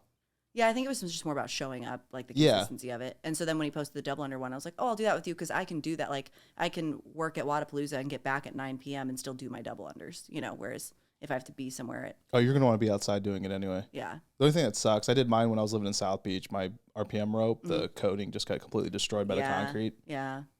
I've already destroyed, I think, 2 RPM ropes from that because I did it outside. But I guess you could probably drop into like Wynwood or whatever. Yeah. Or if you want to drop into South Beach, I'll come by and Or they probably have Get you. like a hotel gym I could do it in with a better floor. that's true. But then I'm inside. Yeah, I'll figure it out. No, you want to be outside. Yeah. When you're in Miami, you want to be outside as much as possible. Yeah. I know I should get some sunscreen. That's what Oh, yeah, for you. Yeah. The sun for sure hits you different. Yeah, I bet. It's a shame. Key West, too, is an amazing place to visit. Yeah. Yeah. And it's only a few hours south. I used to go there like 5 times a year. Dang. I know I traveled so much last year. I got a free companion pass from Southwest for a couple nice. months. So I need to like plan some trips with friends and go places. Yeah. CrossFit Mile Zero. That's what's down in Key West. I used cool. to pop into there. Yeah. That's awesome. Yeah. Yeah, I'm excited. I like going to CrossFit gyms in new cities. Yeah, there's no shortage. In especially Miami, there's a lot. Yeah. Yeah, I'm excited. There's some bad. Again, I don't want to talk bad on some of them. But there's some ones that have become notable that I'm not a fan of at all. Really? Yeah. Yeah.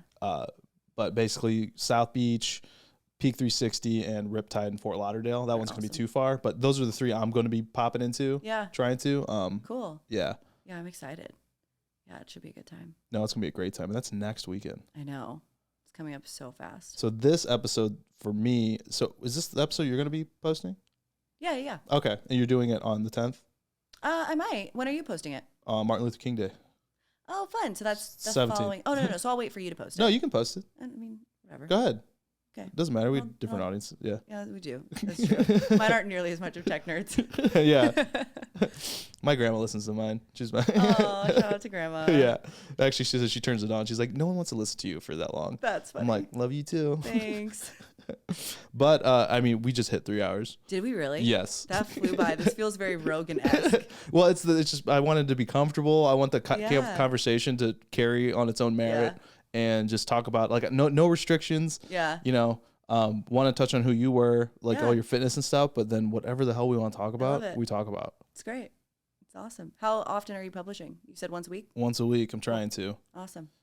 So I'm sure I'll have to hit you back up to be back on. Yeah, and I'll have you on mine. Yeah, for sure. Yeah. So, Sweet. all right, let's wrap this up. Thanks. Yep. Dang, that went by fast. Yeah.